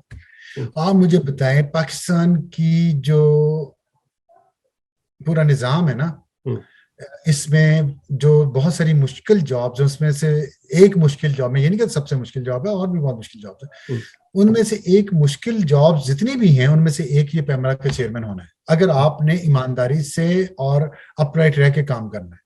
और ये मुझे नहीं पता था कि ये मैं एक मुश्किल काम के लिए हाँ कर रहा हूँ। क्या आप समझते, मुझे ये नहीं पता होगा, मैं इतना बेवकूफ हूँ? मैं हार्वर्ड एजुकेटेड हूँ, हार्वर्ड में एडमिशन, हार्वर्ड का मैं फेलो हूँ, अपने पैसे दे के नहीं मैंने वहां एडमिशन लिया, उन्होंने मुझे मेरा टेस्ट लिया, मुझसे चीजें लिखवाई, और उन्होंने मुझे उसकी बेसिस पे उन्होंने पूरे 1 साल का मुझे पूरी फैमिली को वहां बुलवा के फेलोशिप पे बुलवाया और वहां मुझे 1 साल पढ़ाया। तो मेरा आईक्यू लेवल इतना लो नहीं है, हाई भी नहीं है लेकिन लो भी नहीं, तो मैंने पैमरा क्यों कबूल किया? इसलिए कि मैं ये समझता था, और आज वक्त ने ये साबित कर दिया कि मैं 2015 में ये समझता था कि पाकिस्तान का मीडिया, मतलब टीवी चैनल, प्रिंट मीडिया तो तकरीबन खत्म हो गया, कि टीवी चैनल जो हैं ये जिस रास्ते पे चल रहे हैं, ये ना सिर्फ अपनी क्रेडिबिलिटी खत्म करेंगे, ये इस मुल्क में इंतशार फैलाएंगे, और इनको इस्तेमाल किया जा रहा है, पीछे एक हाथ है इसके, और जो सेंसर मुसलसल बढ़ाया जा रहा है, मैं अपने आप को सेंसर नहीं कर सकता। मैं इस पाकिस्तान के मीडिया को अगर कुछ कंट्रीब्यूट कर सकता हूँ, मैं अपने करियर के और जिंदगी की आखिरी स्टेज पे आ चुका हूँ ना, मैं लेट 50s में हूँ, तो कितनी जिंदगी और रह गई है? पाकिस्तान में एवरेज लाइफ तो इतनी होती है ना, तो मैंने कहा मुझे कुछ I should pay back to my society and to my profession. I loved journalism. मैंने जर्नलिज्म बाय चॉइस किया, बट फक ऑफ फेट नहीं मैं जर्नलिज्म में आया, एक्सक्यूज माय फ्रेंच, मैंने बाय चॉइस जर्नलिज्म को चूज किया है, मैंने पढ़ी है जर्नलिज्म ग्रेजुएशन लेवल पे, मैं इतना जर्नलिज्म का मेरे अंदर वो है। तो मैंने कहा मैं ये कर दूं जाते जाते, मैंने अब एडिटर बनना नहीं था, प्रोग्राम में करना नहीं चाहता था कि वहां पे फोन कॉलें आ रही होती हैं, ये ना बोलो वो ना बोलो ऐसे ना करो, इसको ना लो उसको ना लो, इसको निकाल दो, ये सेंसर कर दो, मेरे से नहीं होता था। मैं एक आजाद मनश आदमी हूं, मैं नहीं किसी की डिक्टेशन ले सकता। तो मैंने कहा यार ये क्या बकवास है, मैं नहीं ये अब करना चाहता। तो मैंने इसलिए छोड़ के पैमरा, मैंने कहा मैं कम से कम कुछ कंट्रीब्यूट शायद कर सकूं मीडिया की समत दुरुस्त करने में, ताकि ये अपनी क्रेडिबिलिटी खोए ना। और कानून ये चाहता है कि मीडिया के एक्सपीरियंस वाला बंदा हो पैमरा में, कानून चाहता है, ये मैं नहीं चाहता। तो जाहिर है वो मीडिया, तो मैं इसलिए गया और मैंने इस उम्मीद के साथ गया कि कोशिश करूंगा मैं कुछ ठीक करने की उस पे। और इन सबको पता था मैं इनकी पॉकेट में नहीं हूं, पहले से पता था, मेरे जाने से पहले मेरे खिलाफ प्रोपेगेंडा शुरू हो गया था, मैंने अभी ज्वाइन नहीं किया था, इतना तकलीफ थी मेरे जाने की। लेकिन आज देख लें, आज मुझे 6 साल 7वां साल शुरू हो गया है, जिस दिन मैंने पैमरा ज्वाइन किया था उस वक्त को लेके आज 7वां साल शुरू हो गया। 2 साल मैंने वहां काम किया, 5 साल हो गए बाहर। आज बताएं पाकिस्तान का मीडिया कहाँ पे है? क्या मेरी बात दुरुस्त नहीं थी? मेरी असेसमेंट दुरुस्त नहीं थी? क्या आज पाकिस्तान के मीडिया को क्रेडिबल लोग सब छोड़ नहीं गए या उनको निकाल नहीं दिया गया? यहाँ पे सिर्फ भोंपू वो हैं, रह गए हैं, सर्वाइव कर रहे हैं, जो पीछे से जिनका प्लग कहीं और लगा हुआ है और वहां से उन्हें इंस्ट्रक्शन आती है और उस पर चलते हैं, ऐसा ही नहीं है? क्या पाकिस्तान का मीडिया अपनी साख नहीं खो चुका, अंदरूने मुल्क और बैरूने मुल्क बिल्कुल खो चुका है? इसी के लिए मैं काम करना चाह रहा था। मैं वह 15 लाख के लिए जो किसी पैमरा चेयरमैन की पोजीशन क्या चीज है यार? मैं पाकिस्तान के 4 प्राइम मिनिस्टर मेरे जाती दोस्त रह चुके हैं, शौकत अजीज सिद्दीकी, जफरुल्लाह जमाली, बेनजीर भुट्टो, नवाज शरीफ, शाहिद खाकान अब्बासी 5वां, राजा परवेज अशरफ को भी आप गिन लें, 6ठा यूसुफ गिलानी 7वां, मतलब इमरान खान 8वां। इमरान खान के मैंने सबसे ज्यादा इंटरव्यूज मैंने इमरान खान के किए हुए हैं।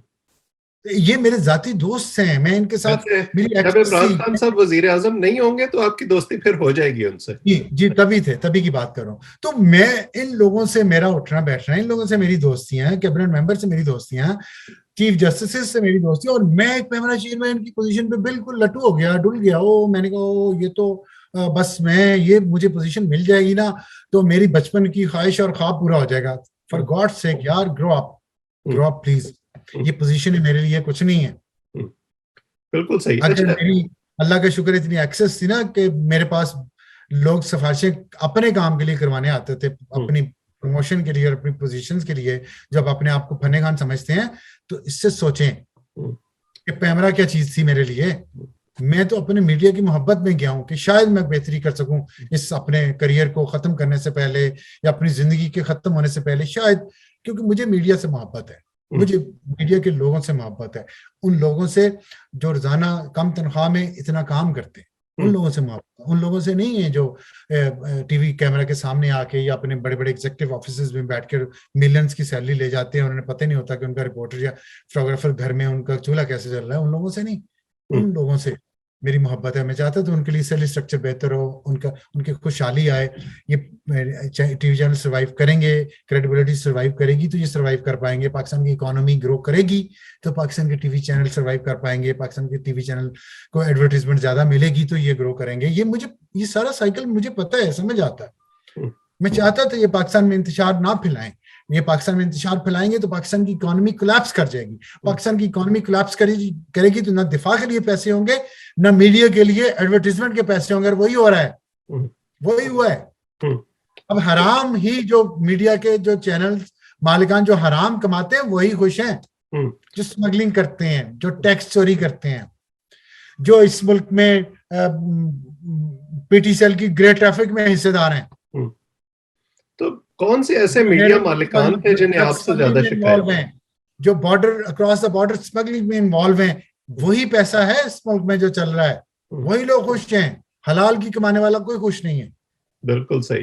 तो ये बताएं, मैं पैमरा में इसलिए गया था, छोड़ के कम तनख्वाह पे इसलिए गया था। और फिर ये था कि मुझे नवाज शरीफ साहब ने एक बात कही थी, भिजवाया था मैसेज, उन्होंने कहा था कि आप लोग बाहर बैठ के बातें करते हैं कि मुल्क ठीक नहीं हो रहा, ये नहीं। जब आपसे हम ये कहते हैं कि इस काम में हमारा हाथ बटाएं, तो फिर आप डर जाते हैं आप लोग। तो मैंने ये चीज, मुझे ये बात मार गई उनकी। मैंने कहा ठीक है, सही कह रहे हैं, मतलब मैं अपनी बड़ी पुरसकून खुशहाल जिंदगी गुजारा हूँ, लोगों का भी तो हक है, अगर मैं कुछ कंट्रीब्यूट कर सकता हूँ, that was a call of my conscience कि मुझे गिव बैक करना है। मैंने अमेरिकन सोसाइटी से ये सीखा है, मैंने हार्वर्ड में ये सीखा है, मैंने नोम चॉम्स्की से ये सीखा है, give back to the society.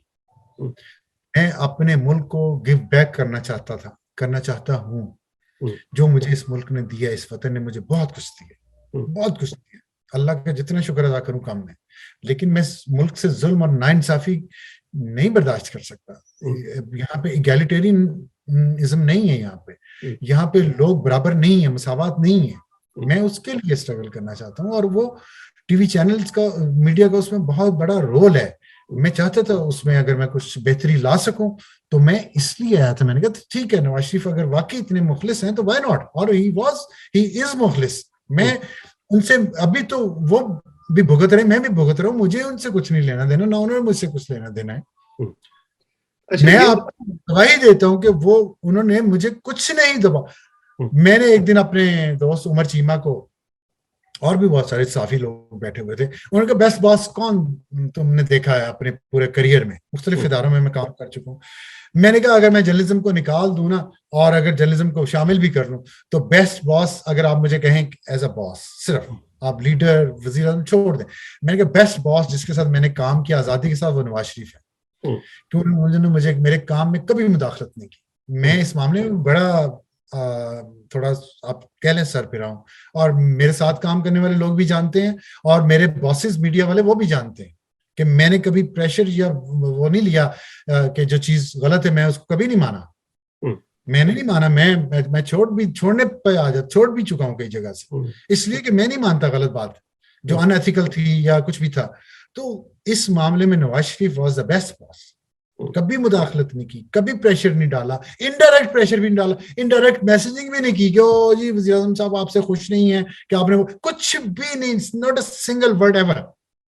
हमेशा प्यार से और इज्जत से मिले, कोई शिकवा कोई गिला कुछ भी नहीं। मैंने आपको भी डेटा दी है, आज तक वो मुझसे प्यार करते हैं। कभी उन्होंने मुझे कहा है कि ओ इतने मेरे खिलाफ प्रोग्राम है, तुमने क्या किया, ये आप इमरान खान का ये कर लेना, अभी ये वज़ीर आज़म है ना, देख लें क्या वो जो मेमन साहब, बशीर मेमन नाम है ना DGFI, क्या हुआ उनके साथ, किस तरह उठा के मारा, किस तरह पहले प्रेशर डाला उन पे।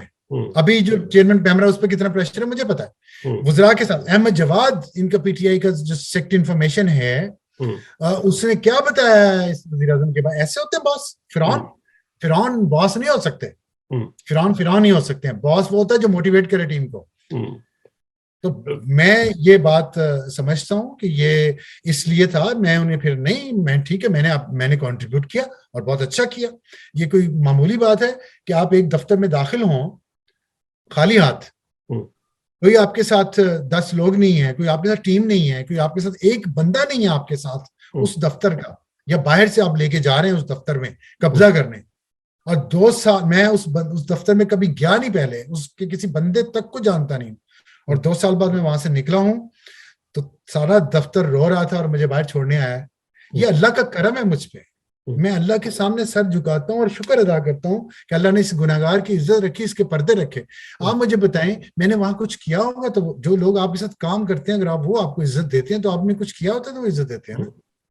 तो क्या इससे बड़ी सैंक्शनिंग और क्या हो सकती है मेरे लिए कि ये था।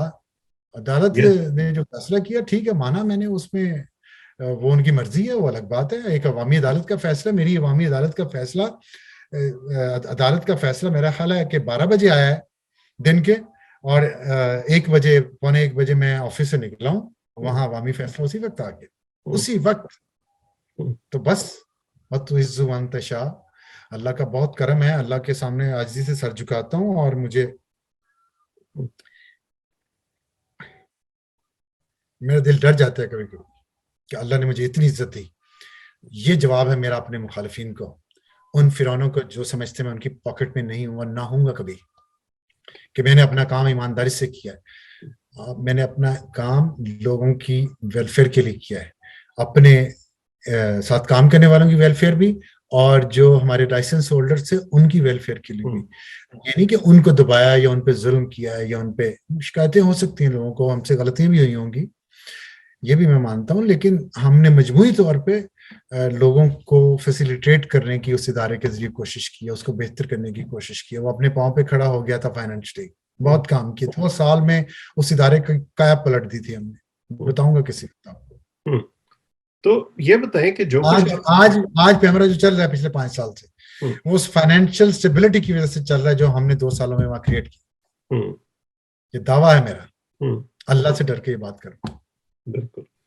तो कुछ मीडिया मालिकान भी ऐसे हैं जिन्हें आपसे बड़ी शिकायतें रही, तो क्या शिकायतें थी उनको आपसे, क्या कर रहे थे आप जिससे वो खुश नहीं थे? देखिए, शिकायतें तो अगर ट्रैफिक पुलिस वाला खड़ा हो और वो आपका चालान करे ट्रैफिक रूल्स की वायलेशन पे, तो जो वैगन ड्राइवर या कंडक्टर होगा उसको शिकायत तो होगी। वो तो 100 जस्टिफिकेशन देगा, जी मैं जल्दी में था, मैंने देखा नहीं, अभी येलो था, रेड नहीं हुआ था, तो वो फिर मैं कर दूंगा। तो वो आगे जाते जाते सवारियों के सामने मुझे गालियां देते जाएगा ना, कि देखो जिसने ये कर दिया वो कर दिया। ये नहीं कह सकते थे कि इसको हमने रिश्वत दी और फिर भी ये कर गया, ये नहीं कह सकते कम से कम। तो खैर उसमें देखिए, पेमरा जो है ना, वो कोई मेरे दौर में कम से कम कोई डिक्टेटरशिप नहीं थी वहां पे। कोई ये नहीं था कि जो पेमरा ने फैसला कर दिया वो हरफे आखिर है। पेमरा तो छोटा सा इदारा है, थोड़ा सा इख्तियार था, 10 लाख रुपए मैक्सिमम हम जुर्माना कर सकते थे, ये प्रोग्राम बंद कर सकते थे कुछ दिनों के लिए। और जैसे ही हम प्रोग्राम बंद करते थे या जुर्माना करते थे, उसी लम्हे से उस टीवी चैनल या उस एंकर के पास ये इख्तियार था कि वो हाई कोर्ट में चला जाए किसी भी पाकिस्तान की, और स्टे ऑर्डर ले ले, जो ले लेते थे, और फिर वो अपील होती थी और उसका फैसला या हमारे हक में होता था या हमारे खिलाफ होता था। उसके बाद दोनों पार्टीज के पास ये ऑप्शन था, वो सुप्रीम कोर्ट में भी जा सकते थे। तो ये कोई, हम एक सिस्टम में, हम निजाम में काम कर रहे थे। ये बात समझने की जरूरत है, आपको पढ़े लिखे इंसान है और इन लोगों को भी समझने की जरूरत है। मुखालफत बराए मुखालफत बात, देखिए मैंने आपको बताया कि मीडिया टूल है, जिन लोगों का टूल था तकलीफ उनको थी। मैंने लाहौर में तकरीर की, मैंने आपको बताया कि मुझे जनरल फैज ने आके कहा आमिर लियाकत के खिलाफ एक्शन ना लें। क्यों? अब मैंने आमिर लियाकत के खिलाफ एक्शन लिया तो मीडिया हाउसेस मेरे खिलाफ कैंपेन करेगा। आप कहेंगे वो यार मीडिया हाउस अब सारे खिलाफ हो गया है, लेकिन नहीं, मीडिया हाउस के पीछे जो लोग हैं वो खिलाफ में।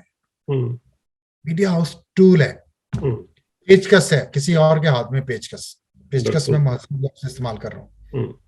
Make sense. अच्छा, एक मामला इस्तेमाल कोई और कर रहा है, क्यों? क्योंकि मैं उनकी बात नहीं मानी। और क्या आमिर लियाकत ने तो बोलने कानून की खिलाफवर्जी नहीं की है ना? हमारे ख्याल में की है, काउंसिल ऑफ कंप्लेंट के ख्याल में की है। आप समझते नहीं कि आप हाई कोर्ट में चले जाए।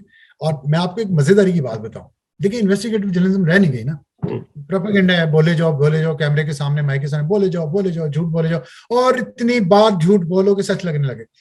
बेहतरीन तरीका यह था कि ये देखते कि अबसार आलम के दौर में इतने फैसले हुए हैं पेमरा के टीवी चैनल के खिलाफ, 100 फैसले हुए, टीवी चैनल का 100 के 100 अपील में गए हैं हाई कोर्ट में।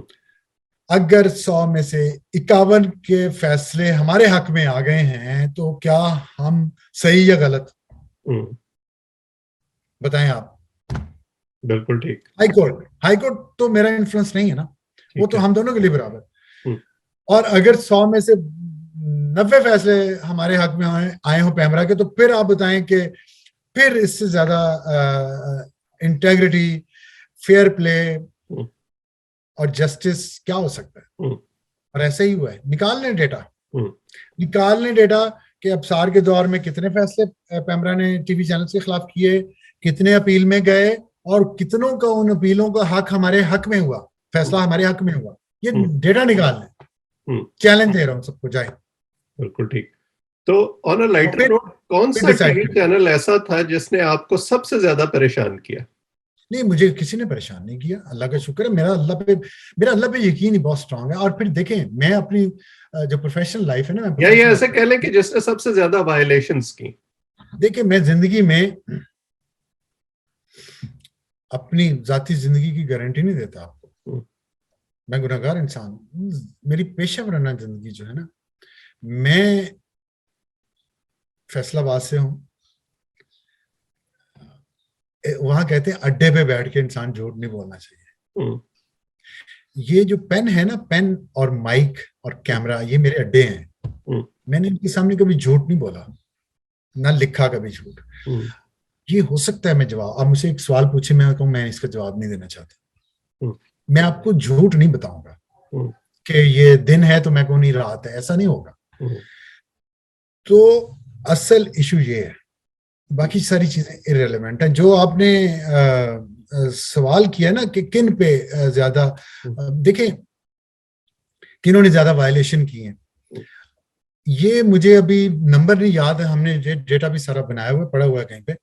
लेकिन मैं आपको एक और चीज बताता हूँ, बड़ी मजेदार है। आपने, मैं देखता हूँ शायद मुझे मिल जाए। जो मैंने जियो का ब्यूरो चीफ था इस्लामाबाद में। इस्लामाबाद ब्यूरो सबसे बड़ा होता है जियो का, मतलब इस्लामाबाद ब्यूरो के ब्यूरो चीफ होने का मतलब है आपके चैनल हेड ही हैं आप। अभी भी ऐसे ही है, चैनल हेड है वो, उसको उन्होंने टाइटल भी चैनल हेड के दिया हुआ डायरेक्टली उसका। तो पैमरा में जो सबसे ज्यादा जुर्माने मेरे दौर में हुए वो जियो को हुए। एक तो उसके बाद चैनल 24 को शायद हुए थे, लेकिन जियो को सबसे पहला जुर्माना जो हुआ वो आज टीवी को हुआ है, जब मैं जहां से छोड़ के मैं पैमरा में गया था। सबसे पहला जुर्माना आज को हुआ, प्रोग्राम बंद आज का हुआ। प्रोग्राम बंद जियो का हुआ सबसे पहले, और सबसे कम ARY के हुए प्रोग्राम बंद। अच्छा, एक और आपको मैं मजेदारी की बात बताऊं कि ये चैनल्स पे कम डिपेंड करता है, ये बंदे पे ज्यादा डिपेंड करता है। एक शख्स है आमिर लियाकत और एक शख्स है डॉक्टर शाहिद मसूद। डॉक्टर शाहिद मसूद की मैं बहुत इज्जत करता हूँ। जब मैं जख्मी हुआ, मुझे गोली लगी, वो हॉस्पिटल में आए मुझे पूछने।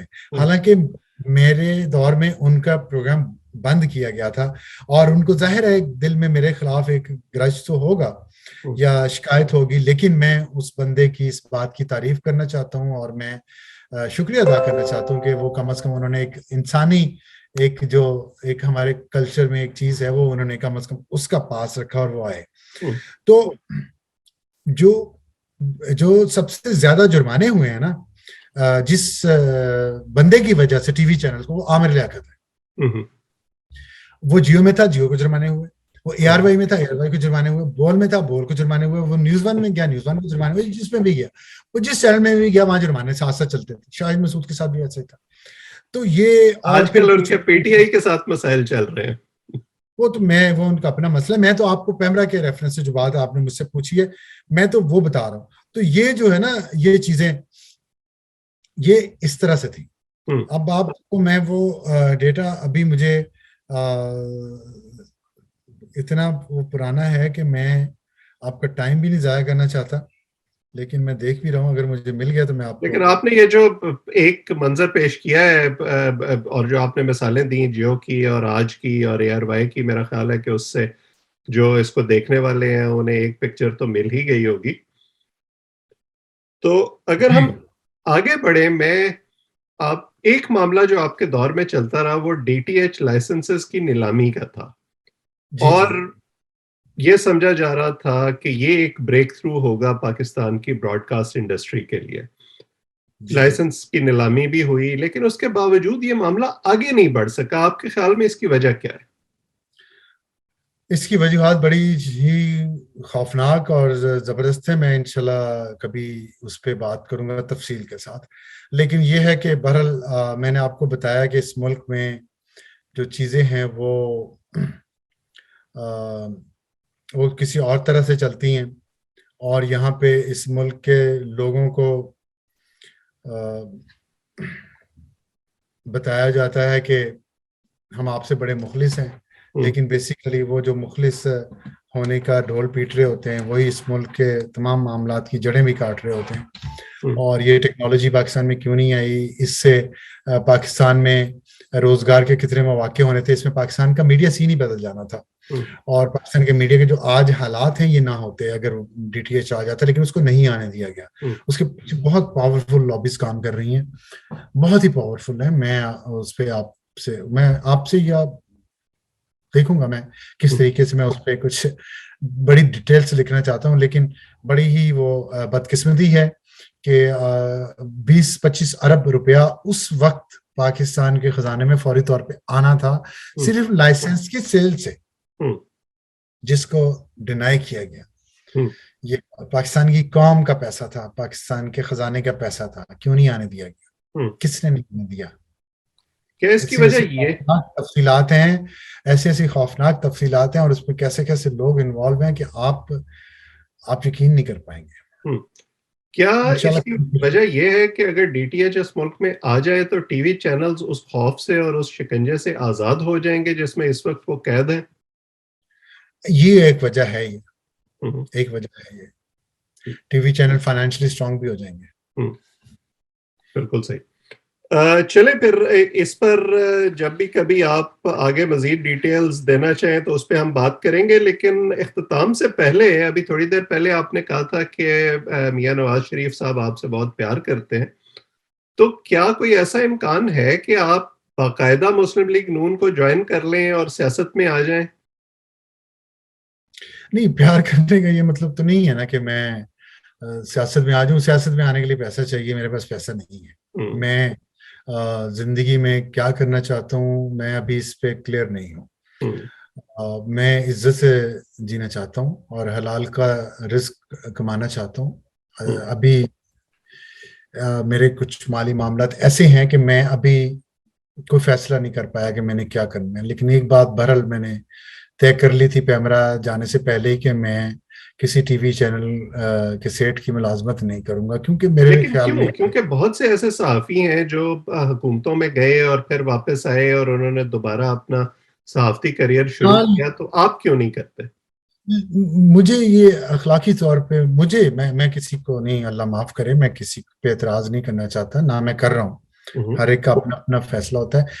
मेरी तबीयत ऐसी है कि जिन लोगों को मैं रेगुलेट कर चुका हूँ, मैं वहां बैठ के अब टीवी, वैसे भी मैं एंकर बनना ही नहीं चाहता। मेरा दिल ही नहीं है ये इस तरह के टीवी टॉक शोज करने का।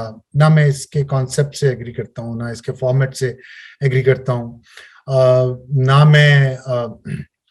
मैं सेंसरशिप से एग्री करता हूँ। जो आइन और कानून में रिस्ट्रिक्शंस है मैं उनको मानता हूँ, उसके अलावा नहीं। मैं क्या, वो मेरा दोस्त है उन्होंने कुछ कहो, वो मेरा कारोबारी पार्टनर है उधर बारे से कुछ ना कहो, वो हमारी इंडस्ट्री का है वो कुछ ना, ये मैं नहीं कर सकता। तो ये है कि मैं एक एनालिस्ट के तौर पे टीवी चैनल पे अपीयर होना चाहता हूँ, लिखना चाहता हूँ, और कोई मैनेजमेंट की कोई जॉब हो वो भी मैं करना चाहता हूँ, लेकिन मेरे रास्ते इन्होंने ना सब बंद कर दिए। इस मुल्क के किसी सेठ के लिए मैं टीवी प्रोग्राम होस्ट नहीं करना चाहता, ना मैं बाकायदा मुलाजमत करना चाहता हूँ, जैसे कि जी आप एडिटर बन गए हैं किसी अखबार के, या अखबार में तो जाहिर है वो रह ही नहीं गया कुछ, आपके सामने ही कितने अखबार इस मुल्क में रह गए हैं। तो अखबार में मैं जाना शायद प्रेफर करता, लेकिन अखबार के हालात बहुत ही खराब हो गए। तो टीवी का मैंने आपको बता दिया, एज एनालिस्ट तो मैं फिर मेरा दिल करता है मैं बोलूं, बात करूं। जाहिर है साफी जो होगा उसका सियासत से ताल्लुक भी होगा, उसका सियासी जहन भी होगा, वरना वो साफी नहीं बन सकता। सहाफत और सियासत का चोली दामन का साथ है, हमेशा का है और हमेशा रहेगा। तो इसमें कोई परेशानी की या गल की बात नहीं। ये सब जो है ना, ये टोपी ड्रामा है कि सहाफी को न्यूट्रल होना चाहिए। एक तरफ बंदा आइन को पाँव में रौंद रहा है और मैं खड़ा देख रहा हूँ, मैं कह रहा हूँ जी मैं तो न्यूट्रल हूँ। मैं तो जब आइन और आइन शिकन की जंग जारी है तो मैं तो उसमें न्यूट्रल नहीं हूँ। मैं तो आइन मुहाफिजों के साथ खड़ा हूँ, बोलूंगा, साथ दूंगा, उसके साथ चलूंगा। वकला तहरीक थी, हमारा क्या ताल्लुक था वकला तहरीक से, जो हम क्यों साथ उनके चलते थे? इसलिए कि वो आइन और बुनियादी हुकूक की तहरीक थी। तो ये कैसे हो सकता है? जैसा ये सब टोपी ड्रामे हैं अपनी जिम्मेदारी से भागने के, और देखिए, न्यूट्रल तो आप तब होने जब आप बैकडोर से मफादात ना ले रहे हो। ये मैं एक फ्रंट डोर से एक एडवर्टाइजमेंट के बाद अप्लाई करता हूँ, एक प्रोसेस में शामिल होता हूँ, इंटरव्यू देता हूँ, अपनी डॉक्यूमेंट्स भिजवाता हूँ, फिर मेरी सिक्योरिटी क्लियरेंस होती है, फिर सारा कुछ होता है, फिर मैं एक जॉब करता हूँ, अनाउंस होता है, पब्लिक होता है, मेरी अकाउंटेबिलिटी दिन रात होती है, टीवी चैनल के जरिए, अदलिया के जरिए, स्टैंडिंग कमेटियों के जरिए, मुख्तलिफ स्टैंडिंग कमेटियां मुझे बुलाती थी, मेरी सैलरी कितनी है क्या नहीं है, उस सब पब्लिक नॉलेज है। उससे पहले तो मेरा कुछ भी पब्लिक नॉलेज नहीं था ना, मेरी प्राइवेट यशी की लाइफ थी, nobody cared, nobody knew it.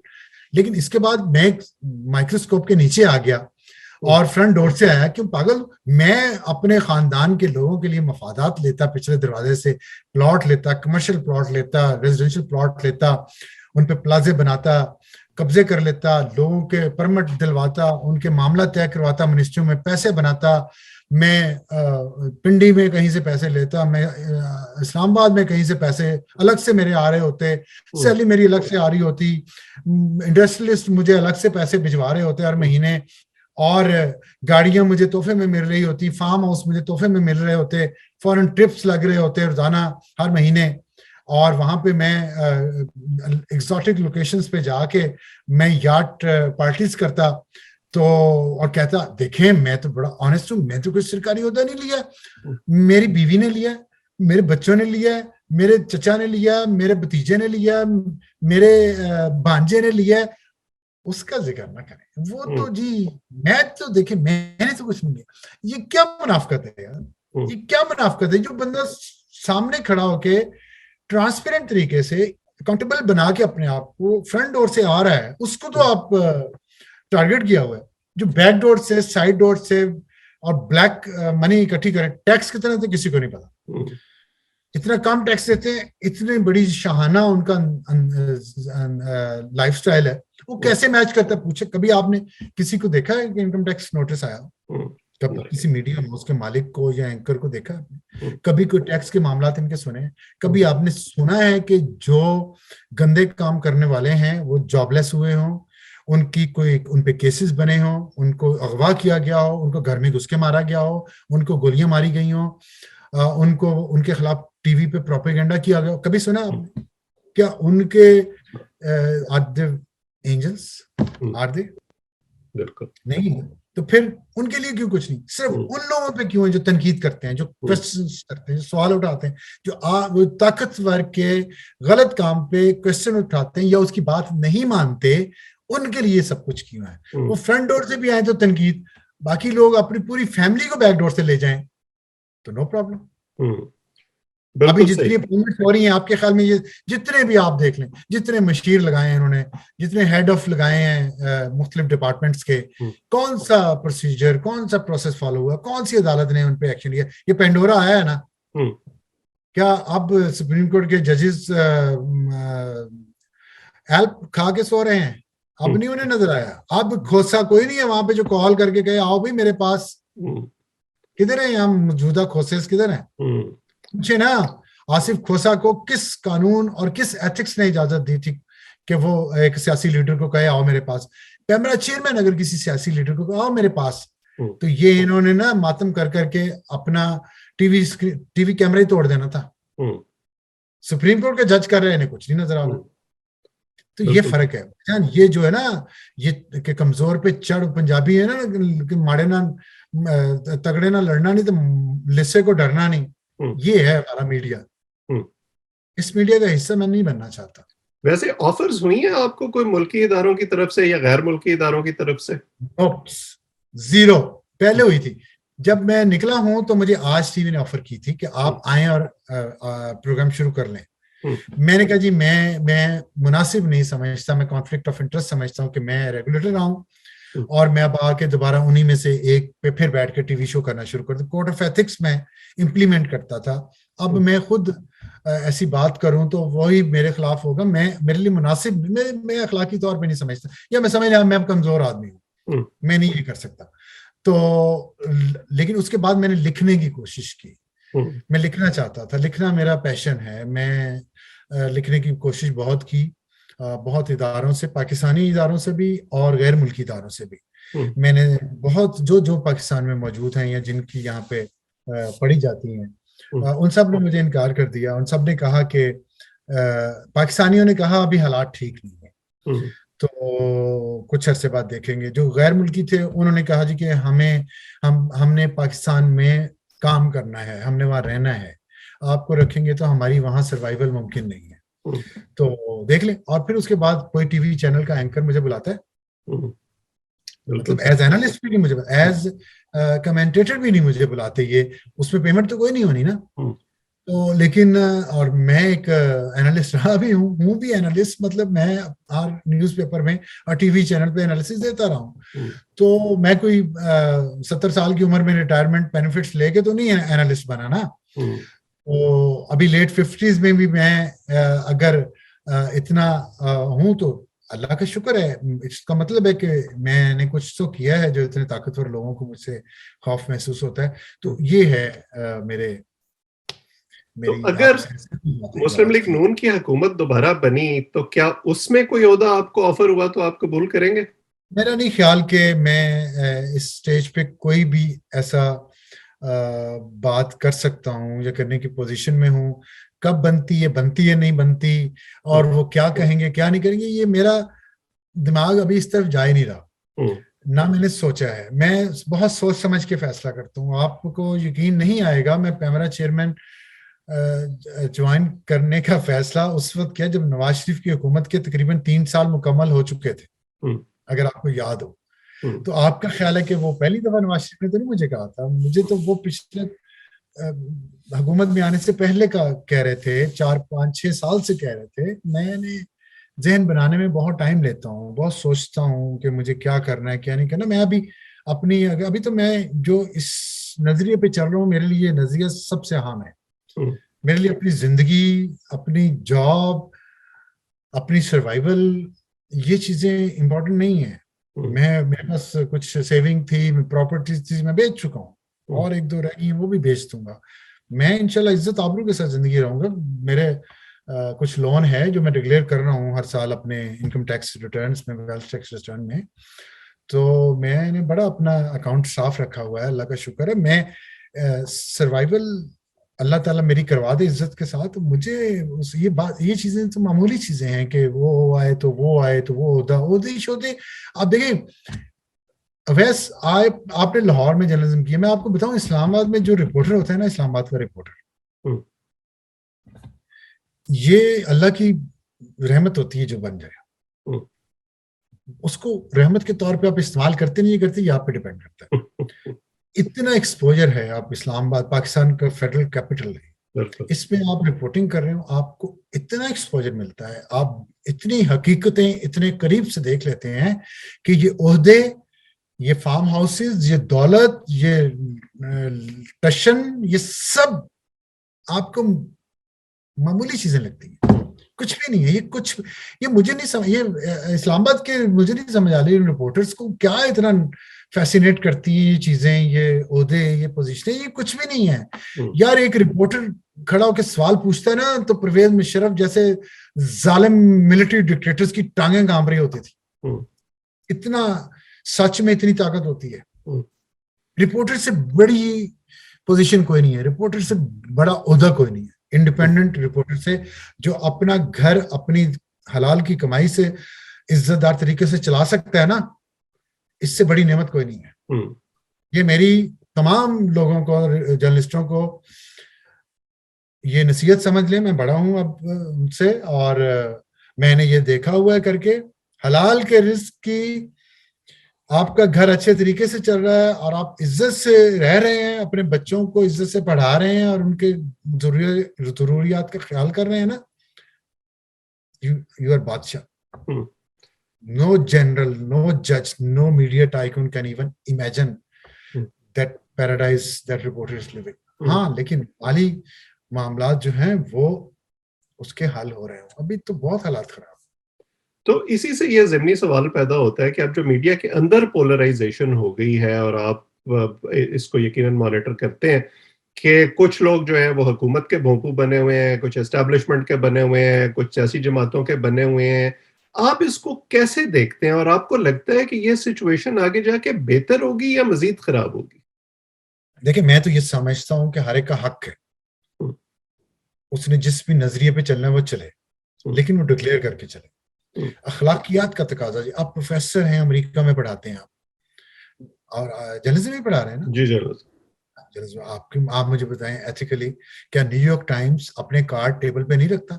Hmm, CNN, Fox News, New York Post, hmm, New York Times, क्या वाशिंगटन पोस्ट, क्या ये अपने कार्ड टेबल पे नहीं रखते? ये हम इस पार्टी को सपोर्ट कर रहे हैं कहते हैं ना, बिल्कुल। कहते हैं, फिर भी उनकी क्रेडिबिलिटी पे कोई क्वेश्चन नहीं उठाता। हम्म, ये है जर्नलिज्म, ये है ट्रांसपेरेंसी। हम्म, आप ट्रांसपेरेंट, वहां जर्नैल अगर खड़ा होगा ना किसी सियासतदान के साथ और कोई रिपोर्टर क्वेश्चन पूछेगा सियासी, तो वो जर्नैल 4 कदम पीछे जाके खड़ा हो जाता है हम्म, कि भाई अब आपकी सियासत चल रही है। अब सहाफी से ये एक्सपेक्ट नहीं करते वो।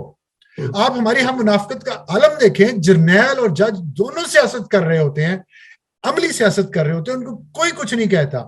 सहाफी अपने सियासी नजरिए का इजहार करते, ओए न्यूट्रल, ओए न्यूट्रल, ओए। और बंदे के पुत्रों, न्यूट्रलिटी मांगो जज से, न्यूट्रलिटी मांगो जर्नैल से, हम्म, ब्यूरोक्रेट से न्यूट्रलिटी मांगो। हम्म, सहाफी का तो काम ही आधा सियासत होता है। हम्म, तो मेरा ये नजरिया है कि सहाफियों को यहाँ पे भोंपू बनना है हुकूमत का या इस्टेब्लिशमेंट का या किसी सियासी जमात का। आप आइन के साथ है, आप आइन के मुखालिफ। हम्म, हसन निसार को आप गाली निकाल रहे हैं, हम्म, उसने मुनाफिकत नहीं की। उसने कहा जो जमहूरियत का नाम है, उसे फायरिंग स्क्वाड के सामने, उसने वायलेंस पे लोगों को इंसाइटमेंट किया है, वो गैर कानूनी है, वो गलत काम है। लेकिन उसने अपना नजरिया टेबल पे तो रख दिया ना, हम्म, उसको कोई कुछ नहीं कहेगा। हम्म, आप देख लीजिएगा, हसन निसार को नहीं ये कुछ कहेंगे। हम्म, अब सार आलम कहे मैं आइन के साथ खड़ा हूं, मैं जमहूरियत के साथ, मैं अभी भी कह रहा हूं, खुल के कह रहा हूं हम्म, कि मैं जो जमात, जो सियासी leader, irrespective of their names or their orientation of their party, आइन और जमहूरियत और लोगों की खुशहाली के साथ खड़ा होगा, लोगों के हकूक के लिए खड़ा होगा, मैं उसका साथ दूंगा। हम्म, साथ से मुराद है मैं उसके लिए बोलूंगा, उसके लिए आवाज उठाऊंगा। हम्म, ये मेरा नजरिया है, मैंने सामने रखा, हम्म, पहले भी रखा। लेकिन मैंने इसकी बुनियाद पे भी कभी मुखालफिन के खिलाफ प्रोपेगेंडा नहीं किया, कभी कैंपेन नहीं की, कभी कोई एजेंडा नहीं चलाया। आप मेरा रिकॉर्ड उठा के देख लें, मेरे टीवी प्रोग्राम निकाल के देख लें, आज हम्म, मेरे आर्टिकल्स उठा के देख लें, न्यूज में, नेशन में, मुस्लिम में, हम्म, नवाए वक्त में, जंग में। कभी मैंने कोई एजेंडा चलाया हो, प्रोपेगेंडा किया हो, किसी की फेवर में, किसी की खुशामद की हो, किसी पे झूठे इल्जाम लगाए हो, फेक न्यूज दी हो, उठा के देख लें आप, कभी नहीं नजर आएगा आपको। बोलता मैं इतना नहीं था खुल के उस वक्त, अब खुल के बोलता हूँ, क्योंकि अब तो मैं किसी के साथ काम नहीं कर रहा ना। हम्म, अब तो मैं आजाद शहरी हूं, मैं जो मर्जी बोल, मेरा ये नजरिया है, मैं आइन और जमहूरियत के साथ खड़ा हूं, मैं सियासी जमातों के साथ खड़ा हूं जो आइन और जमहूरियत की लड़ाई लड़ रहे हैं।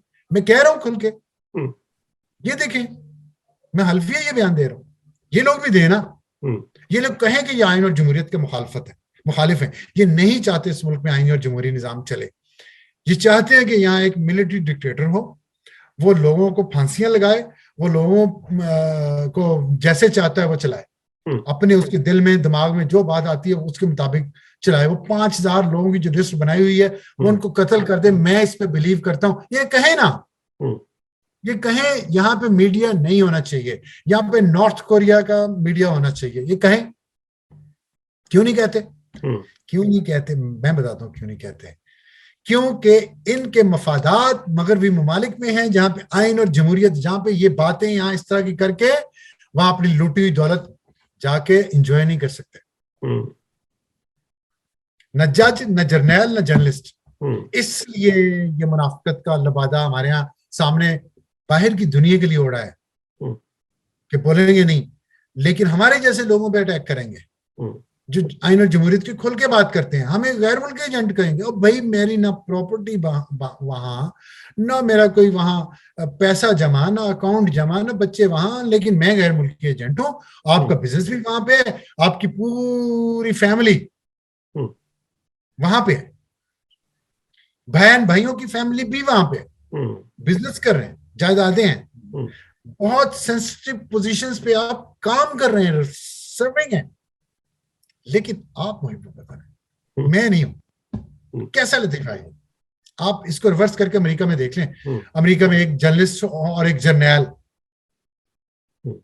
और जज, उनके असासे हों यहां अफगानिस्तान में या पाकिस्तान में, और वो वहां ये बातें करें, वहां ये इस तरह के काम करें, और फिर बताएं वहां क्या होगा। बिल्कुल सही। तो आपको लगता है कि ये सिचुएशन कोई बेहतर होगी आगे या मजीद खराब होगी? मैं तो उम्मीद तो कभी भी नहीं छोड़ी यार, मेरे अल्लाह का हुक्म है कि उम्मीद नहीं छोड़नी, मैं कैसे छोड़ सकता हूँ? मेरा एक रोल है, मेरी जिंदगी का एक, जितनी भी मेरी जिंदगी उसमें मेरा एक रोल डिवाइस कर दिया कुदरत ने, मैंने वो प्ले करना है रोल। मैंने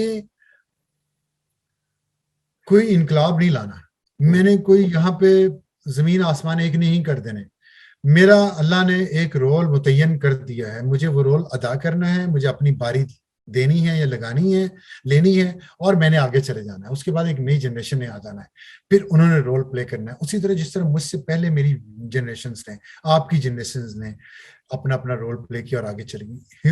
इंसानी तरक्की जो होती है वो इर्तिका ऐसे ही होता है, वो होता रहेगा, ये ऐसे नहीं चलेगा। ये जो कहता है कि ऐसे चलेगा वो बेवकूफ है, वो डफर है। ये बदलना है, ये कभी भी नहीं ऐसा चल सकता। आप तारीख उठा के देख लें, तारीख की किताबें पढ़ें, अपनी तारीख की किताबें पढ़ें, ईरान की तारीख की किताबें पढ़ें, अफगानिस्तान की तारीख की किताबें पढ़ें, चाइना की तारीख की किताबें पढ़ें, सब कॉन्टिनेंट की तारीख की किताबें पढ़ें, अरब, मिडिल ईस्ट, यूरोप, अमेरिका, पूरी दुनिया की तारीख की किताबें पढ़ें।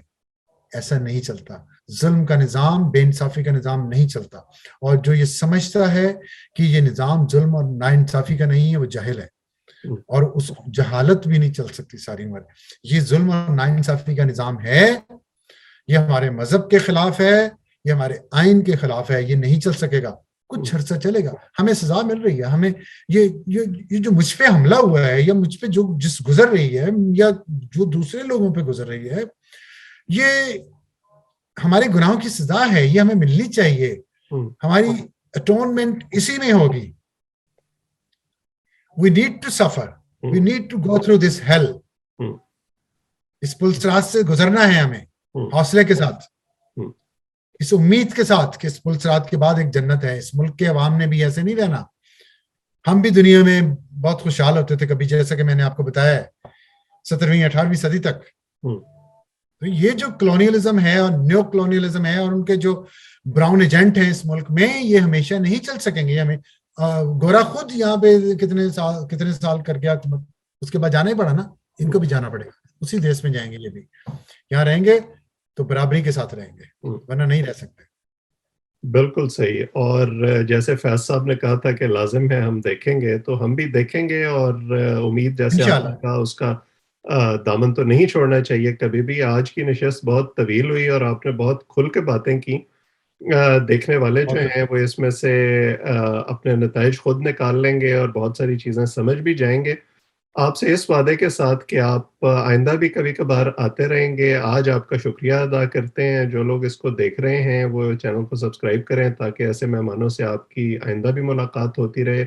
आज इतना ही। आप सबका बहुत बहुत शुक्रिया। बहुत शुक्रिया, थैंक यू जी।